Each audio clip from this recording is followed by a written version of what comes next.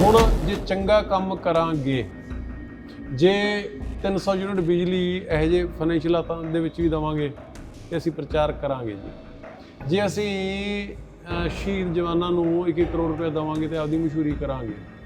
ਜੇ ਅਸੀਂ ਹੈਲਥ ਔਰ ਐਜੂਕੇਸ਼ਨ ਸਿਸਟਮ ਨੂੰ ਰੋਬਸਟ ਕਰਾਂਗੇ, ਦਰੁਸਤ ਕਰਾਂਗੇ ਤੇ ਅਸੀਂ ਉਹਦੀ ਮਸ਼ਹੂਰੀ ਕਰਾਂਗੇ। ਜੇ ਅਸੀਂ ਮਾਫੀਆ ਨੂੰ ਨੱਥ ਪਾਵਾਂਗੇ ਤੇ ਅਸੀਂ ਉਹਦੀ ਮਸ਼ਹੂਰੀ ਕਰਾਂਗੇ। ਜੇ ਅਸੀਂ ਮੁੱਦਤਾਂ ਦੇ ਕਬਜ਼ੇ ਕੀਤੀ ਜ਼ਮੀਨਾਂ ਦੇ ਉੱਪਰ ਉਹ ਕਬਜ਼ੇ ਛਡਾਵਾਂਗੇ ਤੇ ਅਸੀਂ ਉਹਦੀ ਮਸ਼ਹੂਰੀ ਕਰਾਂਗੇ।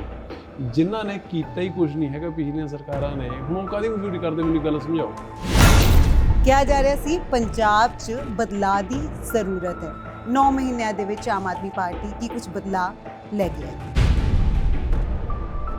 ਪੰਜਾਬ ਨੂੰ ਜਿਸ ਇੱਕ ਸਭ ਤੋਂ ਵੱਡੇ ਬਦਲਾਅ ਦੀ ਜ਼ਰੂਰਤ ਸੀਗੀ ਉਹ ਸੀ ਕਰਪਟ ਪੋਲੀਟੀਕਲ ਸਿਸਟਮ ਤੋਂ ਛੁਟਕਾਰਾ।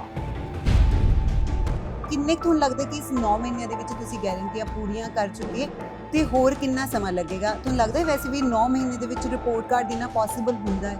ਪਿਛਲੀਆਂ ਸਰਕਾਰਾਂ ਨੇ 5-5 ਸਾਲ ਰਾਜ ਭਾਗ ਕਰ ਜਾਂਦੇ ਸੀਗੇ ਤੇ ਰਿਪੋਰਟ ਕਾਰਡ ਪਿਛਲਾ ਦਿੰਦੇ ਨਹੀਂ ਹੈਗੇ, ਦਿੰਦੇ ਨਹੀਂ ਸੀਗੇ ਤੇ ਅਗਲੀਆਂ ਵਾਅਦੇ ਝੂਠੇ ਜੁਮਲੇ ਛੱਡ ਦਿੰਦੇ ਸੀਗੇ। ਕਿਉਂਕਿ ਜੇ ਫਾਰਮਰ ਪ੍ਰੋਟੈਸਟ ਦੀ ਗੱਲ ਕੀਤੀ ਜਾਵੇ, ਪਹਿਲਾਂ ਸਿੰਘੂ ਤੇ ਚੱਲ ਰਿਹਾ ਸੀ ਤੇ ਹੁਣ ਜ਼ੀਰਾ ਦੇ ਵਿੱਚ ਚੱਲ ਰਿਹਾ ਹੈ। ਕਿਸ ਤਰ੍ਹਾਂ ਦੇਖਦੇ ਹੋ ਇਸ ਪ੍ਰੋਟੈਸਟ ਨੂੰ? ਕਿਉਂਕਿ ਤੁਸੀਂ ਇਸ ਨੂੰ ਲੈ ਕੇ ਬਿਆਨ ਵੀ ਦਿੱਤਾ ਸੀ ਕਿ ਪੰਜਾਬ ਸਰਕਾਰ ਤੇ ਲਗਾਤਾਰ ਫਾਈਨ ਜਿਹੜੇ ਆ ਉਹ ਲੱਗ ਰਹੇ ਆ, ਅਸੀਂ ਉਸ ਬਾਰੇ ਸੋਚਣਾ। ਉਹਦੇ ਵਿੱਚ ਹੁਣ ਤੁਸੀਂ ਜੇ ਆਪਾਂ ਸਾਇੰਟੀਫਿਕਲੀ ਗੱਲ ਕਰ ਲਈਏ, ਲਲਾ ਕਰਨੀ ਉਹ ਗੱਲ ਅਲੱਗ ਹੈ ਕਿ ਇਹ ਚੀਜ਼ ਐਸਟੈਬਲਿਸ਼ ਕਰ ਸਕਦੇ ਹਾਂ ਕਿ ਉਹਨਾਂ ਦੀ ਵਜ੍ਹਾ ਕਰਕੇ ਉਹ ਪਾਣੀ ਦੀ ਕੰਟੈਮੀਨੇਸ਼ਨ ਹੋ ਰਹੀ ਹੈ। ਇਹ ਕਹਿਣਾ ਚਾਹੁੰਦਾ ਕਿ ਪੰਜਾਬ ਸਰਕਾਰ ਕੋਲ, ਸਾਡੇ ਕੋਲ ਇਹੋ ਜਿਹੀ ਕੋਈ ਨੋਟ ਛਾਪਣ ਵਾਲੀ ਮਸ਼ੀਨ ਤਾਂ ਲੱਗੀ ਨਹੀਂ ਹੈਗੀ ਕਿ ਉਹ ਫੈਕਟਰੀ ਕੋਰਟ 'ਚ ਜਾਈ ਜਾਵੇ, ਕੋਰਟ ਜੁਰਮਾਨਾ ਪੰਜਾਬ ਸਰਕਾਰ ਸਿਰ ਪਾਈ ਜਾਵੇ। ਆਪਦੀਆਂ ਜੁੱਤੀਆਂ ਪੰਜਾਬੀ ਆਪਾਂ ਆਪਦੇ ਸਿਰ ਹੀ ਮਾਰਨ ਲੱਗੇ ਹੋਏ ਹਾਂ। ਉਹਨਾਂ ਫੈਕਟਰੀ ਵਾਲਿਆਂ ਦਾ ਕੀ ਜਾ ਰਿਹਾ ਜੀ, ਸਮਝਾਓ ਮੈਨੂੰ। ਤੁਹਾਨੂੰ ਲੱਗਦਾ ਹੈ ਕਿ ਪੰਜਾਬ ਦੇ ਵਿੱਚ law and order the situation actually ਸਹੀ ਨਹੀਂ ਹੈ? ਕਿਉਂਕਿ ਪਿਛਲੇ 9 ਮਹੀਨੇ ਦੇ ਵਿੱਚ 50 ਤੋਂ ਜ਼ਿਆਦਾ ਇਨਸੀਡੈਂਟਸ ਅਜਿਹੇ ਹੋ ਚੁੱਕੇ ਨੇ, ਚਾਹੇ ਉਹ ਸਿੰਗਰ ਸਿੱਧੂ ਮੂਸੇਵਾਲੇ ਦਾ ਕਤਲ ਹੋਵੇ ਜਾਂ ਫਿਰ ਕਬੱਡੀ ਪਲੇਅਰ ਦਾ ਕਤਲ ਹੋਵੇ ਜਾਂ ਫਿਰ RPG ਅਟੈਕ ਹੋਣ। ਸਿੱਧੂ ਮੂਸੇਵਾਲੇ ਦਾ ਬੜੇ ਅਨਫੋਰਚੂਨੇਟ ਇਨਸੀਡੈਂਟਸ ਹੋਏ, ਮੈਂ ਐਡਮਿਟ ਕਰਦਾ ਇਸ ਗੱਲ ਨੂੰ। ਸਿੱਧੂ ਮੂਸੇਵਾਲੇ ਦਾ ਮਰਡਰ ਹੋਇਆ, ਜਿਹੜਾ ਪ੍ਰਦੀਪ ਪ੍ਰੇਮੀ ਸੀਗਾ ਉਹਦਾ ਮਰਡਰ ਹੋਇਆ। ਇਹ ਮਰਡਰ ਕੀਤੇ ਕਿਹਨਾਂ ਨੇ? ਇਹ 15-15, 18-18, 16-16 ਸਾਲ ਦੇ ਮੁੰਡੇ, ਜੁਵੀਨਾਈਲ ਮੁੰਡੇ ਨੇ ਜਿਹੜੇ ਨਾਬਾਲਿਗ, ਉਹ ਹਰਿਆਣੇ 'ਚੋਂ ਆਉਂਦੇ ਨੇ ਜਿਨ੍ਹਾਂ ਦਾ ਪੰਜਾਬ ਦੇ ਵਿੱਚ ਕੋਈ ਕ੍ਰਿਮੀਨਲ ਟਰੈਕ ਰਿਕਾਰਡ ਨਹੀਂ ਹੈਗਾ ਤੇ ਕਤਲ ਕਰਕੇ ਉਹ ਮੁੜ ਜਾਂਦੇ ਨੇ। ਜੋ ਹਰਿਆਣਾ, ਤੁਹਾਨੂੰ ਲੱਗਦਾ ਹੈ ਕਿ ਜਿਹੜੇ ਵਿਦੇਸ਼ਾਂ 'ਚ ਬੈਠੀਆਂ ਬਾਹਰੀ ਤਾਕਤਾਂ ਨੇ ਜਿਹੜਾ ਪੰਜਾਬ ਦੇ ਵਿੱਚ ਮਾਹੌਲ ਖਰਾਬ ਕਰਨਾ ਚਾਹੁੰਦੇ ਸੀਗੇ, ਉਹ ਵੀ ਜ਼ਿਆਦਾ ਐਕਟਿਵ ਹੋਈਆਂ ਨੇ ਪਿਛਲੇ 9 ਮਹੀਨਿਆਂ ਦੇ ਵਿੱਚ? ਡੈਫੀਨੇਟਲੀ ਹੋਈਆਂ ਨੇ ਜੀ। ਉਹ ਮੈਂ ਇਹੀ ਤਾਂ ਪੁੱਛਣਾ ਚਾਹੁੰਦਾ, ਜੋ ਕਿਉਂ ਹੋਈਆਂ ਨੇ, ਰੀਜ਼ਨ ਕੀ ਹੈ ਉਹਦਾ? ਉਹਦਾ ਰੀਜ਼ਨ ਇਹੀ ਹੈ ਵੀ ਇੱਕ ਕਿਤੇ ਨਾ ਕਿਤੇ ਮੈਂ ਫੇਰ ਦੁਬਾਰਾ ਕਹਿ ਰਿਹਾ ਕਿ ਮੈਂ ਕਿਸੇ ਦੇ ਉੱਪਰ ਦੋਸ਼ ਨਹੀਂ ਲਾ ਰਿਹਾ, ਪਰ ਇਹ ਸੋਚਣ ਦਾ ਇੱਕ ਸਬਜੈਕਟ ਹੈ। ਇਹਦੇ ਉੱਪਰ ਆਪਾਂ ਨੂੰ ਸਾਰਿਆਂ ਨੂੰ ਥਾਟ ਪ੍ਰੋਸੈਸ ਪਾਉਣਾ ਪਊਗਾ ਕਿ 8-9 ਮਹੀਨਿਆਂ ਦੇ ਵਿੱਚ ਹੀ RPG ਵੀ ਆਉਣੀ ਸ਼ੁਰੂ ਹੋ ਗਈ, ਗੈਂਗਸਟਰ ਵੀ ਪੈਦਾ ਹੋ ਗਏ ਜੀ, ਤੇ ਬਾਹਰਲੇ ਮੁਲਕਾਂ ਦੇ ਵਿੱਚੋਂ ਬੈਠ ਕੇ ਥ੍ਰੈਟਨਿੰਗ ਕਾਲਸ ਵੀ ਆਉਣ ਲੱਗ ਗਈਆਂ ਜੀ, ਤੇ ਸਾਰਾ ਕੁਝ ਆਉਣ ਲੱਗ ਗਿਆ। ਇਹ ਸਾਰਾ ਕੁਝ ਕਿਤੇ ਨਾ ਕਿਤੇ ਸਿਰਫ ਔਰ ਸਿਰਫ ਆਮ ਆਦਮੀ ਪਾਰਟੀ ਨੂੰ ਔਰ ਪੰਜਾਬ ਸਰਕਾਰ ਨੂੰ, ਮਾਨ ਸਾਹਿਬ ਦੀ ਅਗਵਾਈ ਨੂੰ ਬਦਨਾਮ ਕਰਨ ਵਾਲਾ ਕੰਮ ਹੋ ਰਿਹਾ ਔਰ ਕੱਖ ਨਹੀਂ ਹੋ ਰਿਹਾ। ਤੁਸੀਂ ਕਹਿ ਰਹੇ ਹੋ ਕਿ ਸਾਰੇ ਮਸਲੇ ਹੱਲ ਕਰਾਂਗੇ। ਚੰਨੀ ਜੀ ਨੇ ਵੀ ਇਹੀ ਕਿਹਾ ਸੀਗਾ ਕਿ ਸਾਰੇ ਮਸਲੇ ਜਿਹੜੇ ਆ ਉਹ ਚੰਨੀ ਜੀ ਹੱਲ ਕਰ ਰਹੇ ਨੇ। ਉਹਨਾਂ ਨੇ ਦੇਖੋ ਮਸਲੇ ਹੱਲ ਤਾਂ ਕਰਤੇ, ਉਹਨਾਂ ਨੇ ਲੋਕਾਂ ਨੂੰ ਮੰਜਾ ਬੁਣਨਾ ਸਿਖਾਤਾ, ਉਹਨਾਂ ਨੇ ਬੱਕਰੀ ਦੀ ਧਾਰ ਕੱਢਣੀ ਸਿਖਾਤੀ, ਉਹਨਾਂ ਨੇ ਲੋਕਾਂ ਨੂੰ ਟੈਂਟ ਲਾਉਣਾ ਸਿਖਾਤਾ, ਉਹਨਾਂ ਨੇ ਮਾਈਕ ਸੈੱਟ ਕਰਨਾ ਸਿਖਾਤਾ, ਉਹਨਾਂ ਨੇ ਭੰਗੜਾ ਪਾਉਣਾ ਸਿਖਾਤਾ, ਉਹਨਾਂ ਨੇ 2-2 ਥਾਵਾਂ ਤੋਂ ਜ਼ਮਾਨਤ ਕਿਵੇਂ ਜ਼ਬਤ ਕਰਾਉਣੀ ਹੈ ਉਹ ਸਿਖਾਤਾ ਦਿੱਤਾ ਉਹਨਾਂ ਨੇ ਸਾਰਾ ਕੁਝ। ਕੋਈ ਮੈਸੇਜ ਜਿਹੜਾ ਉਹ ਲੋਕਾਂ ਨੂੰ ਦੇਣਾ ਚਾਹੋਗੇ? ਕਿਉਂਕਿ ਨਵੇਂ ਸਾਲ ਦੇ ਵਿੱਚ ਸਰਕਾਰ ਕੀ ਕੁਝ ਲੋਕਾਂ ਲਈ ਕਰਨ ਜਾ ਰਹੀ ਹੈ? ਕਿਉਂਕਿ ਮੁੱਖ ਮੰਤਰੀ ਭਗਵੰਤ ਮਾਨ ਕਈ ਵਾਰ ਹੀ ਕਹਿ ਚੁੱਕੇ ਨੇ ਕਿ ਸਾਨੂੰ ਪਤਾ ਹੈ ਤੁਹਾਨੂੰ ਸਾਡੇ ਤੋਂ ਬਹੁਤ ਸਾਰੀਆਂ ਉਮੀਦਾਂ ਨੇ, ਪਰ ਥੋੜਾ ਸਮਾਂ ਲੱਗਦਾ। ਜਦੋਂ ਤੱਕ 3 ਕਰੋੜ ਪੰਜਾਬੀਆਂ ਦਾ ਸਾਥ ਨਹੀਂ ਮਿਲੂਗਾ ਉਦੋਂ ਤੱਕ ਇਹ ਚੀਜ਼ਾਂ ਸੰਭਵ ਨਹੀਂ ਹੁੰਦੀਆਂ ਹੈਗੀਆਂ। ਇਨਕਲਾਬ ਤੇ ਬਦਲਾਅ ਦਾ ਨਾਰਾ ਲਾ ਸੱਤਾ ਦੇ ਵਿੱਚ ਆਏ, ਹੁਣ ਜਨਤਾ ਪੁੱਛੇ ਨੇਤਾ ਜੀ ਦੱਸੋ ਕੀ ਬਦਲਾਅ ਲਿਆਏ। ਸਤਿ ਸ਼੍ਰੀ ਅਕਾਲ, ਮੈਂ ਹਾਂ ਨਿਤਿਕਾ ਮਹੇਸ਼ਵਰੀ। 2022 ਦੇ ਵਿੱਚ ਪੰਜਾਬ ਦੇ ਵਿੱਚ ਇੱਕ ਵੱਡਾ ਬਦਲਾਅ ਆਇਆ। ਮਾਰਚ 2022 ਦੇ ਵਿੱਚ ਆਮ ਆਦਮੀ ਪਾਰਟੀ ਸੱਤਾ ਦੇ ਵਿੱਚ ਆਈ। ਲੋਕਾਂ ਨੇ ਆਮ ਆਦਮੀ ਪਾਰਟੀ ਤੇ ਭਰੋਸਾ ਜਤਾਇਆ, ਪਰ ਹੁਣ ਇਹ ਜਾਣਦੇ ਹਾਂ ਕਿ ਆਖਿਰ 9 ਮਹੀਨੇ ਹੋ ਗਏ ਸਰਕਾਰ ਬਣੇ ਹੋਏ ਤੇ ਹੁਣ ਤੱਕ ਕੀ ਕੁਝ ਬਦਲਾਅ ਆਇਆ ਹੈ। ਸਾਡੇ ਨਾਲ ਕੈਬਨਿਟ ਮਿਨਿਸਟਰ ਅਮਨ ਅਰੋੜਾ ਜੀ ਨੇ, ਉਹਨਾਂ ਤੋਂ ਜਾਣਦੇ ਹਾਂ। ਨਮਸਤੇ ਅਮਨ ਜੀ। ਨਮਸਤੇ ਜੀ, ਥੈਂਕ ਯੂ ਸੋ ਮਚ ਜੀ। ਅਮਨ ਜੀ, ਇਸੇ ਟਾਈਮ ਤੇ ਪਿਛਲੇ ਸਾਲ ਆਮ ਆਦਮੀ ਪਾਰਟੀ ਇੱਕ ਨਾਰਾ ਦੇ ਰਹੀ ਸੀ, ਇੱਕ ਮੌਕਾ ਕੇਜਰੀਵਾਲ ਨੂੰ, ਇੱਕ ਮੌਕਾ ਆਮ ਆਦਮੀ ਪਾਰਟੀ ਨੂੰ। ਕਿਹਾ ਜਾ ਰਿਹਾ ਸੀ ਪੰਜਾਬ 'ਚ ਬਦਲਾਅ ਦੀ ਜ਼ਰੂਰਤ ਹੈ। 9 ਮਹੀਨਿਆਂ ਦੇ ਵਿੱਚ ਆਮ ਆਦਮੀ ਪਾਰਟੀ ਕੀ ਕੁਝ ਬਦਲਾਅ ਲੈ ਕੇ ਆਈ? ਦੇਖੋ ਰਿਤਿਕਾ ਜੀ, ਇਸ ਤਰ੍ਹਾਂ ਕਿ ਪੰਜਾਬ ਨੂੰ ਜਿਸ ਇੱਕ ਸਭ ਤੋਂ ਵੱਡੇ ਬਦਲਾਅ ਦੀ ਜ਼ਰੂਰਤ ਸੀਗੀ, ਉਹ ਸੀ ਕਰਪਟ ਪੋਲੀਟੀਕਲ ਸਿਸਟਮ ਤੋਂ ਛੁਟਕਾਰਾ। ਤੇ ਮੈਨੂੰ ਅੱਜ ਇਹ ਦੱਸਦੇ ਹੋਏ ਖੁਸ਼ੀ ਔਰ ਮਾਣ ਮਹਿਸੂਸ ਹੋ ਰਿਹਾ ਹੈ ਕਿ ਸਾਡੀ ਬਾਕੀ ਗੱਲਾਂ ਨੇ, ਜਿਹੜੀਆਂ ਚੀਜ਼ਾਂ ਨੇ, ਜਿਹੜੀਆਂ ਉਹ ਗਵਰਨੈਂਸ ਦੀਆਂ ਨੇ, ਉਹ ਡੇਲੀ ਰੋਜ਼ਮਰਰਾ ਦੇ ਕੰਮ ਨੇ। ਸਾਡੀ ਸਭ ਤੋਂ ਇੱਕ ਵੱਡੀ ਜਿਹੜੀ ਪ੍ਰਾਪਤੀ, ਸਭ ਤੋਂ ਵੱਡੀ ਇੱਕ ਅਚੀਵਮੈਂਟ ਉਹ ਇਹ ਰਹੀ ਹੈ ਕਿ ਜਿਹੜੇ ਪੰਜਾਬ ਦੇ ਲੋਕਾਂ ਦੇ ਮਨ ਦੇ ਵਿੱਚ ਇੱਕ ਗੱਲ ਘਰ ਕਰ ਚੁੱਕੀ ਸੀਗੀ, ਇੱਕ ਗੱਲ ਬੈਠ ਚੁੱਕੀ ਸੀਗੀ ਕਿ ਕੋਈ ਪੋਲੀਟੀਕਲ ਲੀਡਰ, ਕੋਈ ਸਰਕਾਰ, ਕੋਈ ਪਾਰਟੀ ਇਮਾਨਦਾਰ ਹੋ ਹੀ ਨਹੀਂ ਸਕਦੀ ਪੰਜਾਬ ਦੇ ਵਿੱਚ। ਉਹ ਧਾਰਨਾ ਅਸੀਂ ਜਿਹੜੀ ਲੋਕਾਂ ਦੀ ਸੀਗੀ, ਅਸੀਂ ਜੜੋਂ ਖਤਮ ਕਰ ਦਿੱਤੀ। ਅੱਜ ਲੋਕਾਂ ਦੇ ਔਰ ਸਰਕਾਰ ਦੇ ਵਿਚਾਲੇ ਜਿਹੜੇ ਇੱਕ ਟਰਸਟ ਡੈਫਿਸਿਟ, ਇੱਕ ਬੇਵਿਸ਼ਵਾਸੀ ਦਾ ਮਾਹੌਲ ਬਣਿਆ ਹੋਇਆ ਸੀਗਾ, ਉਸ ਪਾੜੇ ਨੂੰ, ਉਸ ਖੱਪੇ ਨੂੰ, ਉਸ ਗੈਪ ਨੂੰ ਪੂਰਾ ਕਰਨ ਦੇ ਵਿੱਚ, ਖਤਮ ਕਰਨ ਦੇ ਵਿੱਚ ਅਸੀਂ ਵੱਡੇ ਪੱਧਰ ਦੇ ਉੱਪਰ ਸਕਸੈਸਫੁਲ ਹੋਏ ਹਾਂ। ਕਿਉਂਕਿ ਲੋਕਾਂ ਦਾ ਵਿਸ਼ਵਾਸ ਬਣ ਚੁੱਕਿਆ ਕਿ ਭਗਵੰਤ ਮਾਨ ਜੀ ਔਰ ਉਹਨਾਂ ਦੀ ਟੀਮ ਜਿਹੜੀ ਕਿ ਬੜੀ ਇਮਾਨਦਾਰੀ ਦੇ ਨਾਲ, ਵੈਲ ਮੀਨਿੰਗ, ਵੈਲ ਇੰਟੈਂਸ਼ਨ ਦੇ ਨਾਲ ਪੰਜਾਬ ਦੀ ਸੇਵਾ ਕਰ ਸਕਦੀ ਹੈ ਔਰ ਕਰ ਰਹੀ ਹੈ। ਇਹ ਇੱਕ ਸਭ ਤੋਂ ਵੱਡੇ ਵਿਸ਼ਵਾਸ ਦੀ ਬਹਾਲੀ ਹੈ। ਮੈਂ ਸਮਝਦਾ ਕਿ ਸਾਡੀ ਸਭ ਤੋਂ ਵੱਡੀ ਜਿੱਤ ਹੈ। ਜਦੋਂ ਇਹ ਵਿਸ਼ਵਾਸ ਬਹਾਲ ਹੋ ਗਿਆ ਲੋਕਾਂ ਤੇ ਲੋਕਾਂ ਦੀ ਚੁਣੀ ਹੋਈ ਸਰਕਾਰ ਦਾ, ਤੇ ਫਿਰ ਪੰਜਾਬ ਨੂੰ ਮੁੜ ਦੁਆਰਾ ਖੁਸ਼ਹਾਲ ਤੇ ਰੰਗਲਾ ਪੰਜਾਬ ਬਣਾਉਣ ਦੇ ਵਿੱਚ ਬਹੁਤਾ ਸਮਾਂ ਨਹੀਂ ਲੱਗਣਾ। ਇਹ ਸਾਡੀ ਸਭ ਤੋਂ ਵੱਡੀ ਅਚੀਵਮੈਂਟ ਹੈ। ਗਾਰੰਟੀਆਂ ਦਿੱਤੀਆਂ ਗਈਆਂ ਸੀਗੀਆਂ, ਬਿਜਲੀ ਫ੍ਰੀ ਦੀ ਗਾਰੰਟੀ ਦਿੱਤੀ ਗਈ, ਔਰਤਾਂ ਨੂੰ 1000 ਰੁਪਏ ਦਿੱਤਾ ਜਾਏਗਾ, ਹਲੇ ਪਈ ਹੈ ਉਹ ਗਾਰੰਟੀ। ਹੋਰ ਕਈ ਵਾਅਦੇ ਜਿਹੜੇ ਆ ਉਹ ਕੀਤੇ ਗਏ। ਕਿੰਨੇ ਕੁ ਤੁਹਾਨੂੰ ਲੱਗਦਾ ਕਿ ਇਸ 9 ਮਹੀਨਿਆਂ ਦੇ ਵਿੱਚ ਤੁਸੀਂ ਗਾਰੰਟੀਆਂ ਪੂਰੀਆਂ ਕਰ ਚੁੱਕੇ, ਤੇ ਹੋਰ ਕਿੰਨਾ ਸਮਾਂ ਲੱਗੇਗਾ? ਤੁਹਾਨੂੰ ਲੱਗਦਾ ਵੈਸੇ ਵੀ 9 ਮਹੀਨੇ ਦੇ ਵਿੱਚ ਰਿਪੋਰਟ ਕਾਰਡ ਦੇਣਾ ਪੋਸੀਬਲ ਹੁੰਦਾ ਹੈ? ਦੇਖੋ, ਇਸ ਤਰ੍ਹਾਂ ਹੈ ਕਿ ਪੋਸੀਬਲ ਤਾਂ ਹਰ ਚੀਜ਼ ਹੁੰਦੀ ਹੈ ਤੇ ਹਰ ਚੀਜ਼ ਹੁੰਦੀ ਵੀ ਨਹੀਂ ਹੈਗੀ। ਪਿਛਲੀਆਂ ਸਰਕਾਰਾਂ ਨੇ 5-5 ਸਾਲ ਰਾਜ ਭਾਗ ਕਰ ਜਾਂਦੇ ਸੀਗੇ ਤੇ ਰਿਪੋਰਟ ਕਾਰਡ ਪਿਛਲਾ ਦਿੰਦੇ ਨਹੀਂ ਹੈਗੇ, ਦਿੰਦੇ ਨਹੀਂ ਸੀਗੇ, ਤੇ ਅਗਲੀਆਂ ਵਾਅਦੇ ਝੂਠੇ ਜੁਮਲੇ ਛੱਡ ਦਿੰਦੇ ਸੀਗੇ। ਅਸੀਂ 5 ਗਰੰਟੀਜ਼ ਦਿੱਤੀਆਂ ਸੀਗੀਆਂ। ਨੰਬਰ 1, 300 ਯੂਨਿਟ ਬਿਜਲੀ ਹਰ ਘਰ ਨੂੰ ਮੁਫਤ ਦੇਵਾਂਗੇ। ਅੱਜ 90% ਪਲੱਸ ਘਰਾਂ ਨੂੰ ਫ੍ਰੀ ਬਿਜਲੀ ਜਿਹੜੀ ਉਹ ਮਿਲ ਰਹੀ ਹੈ।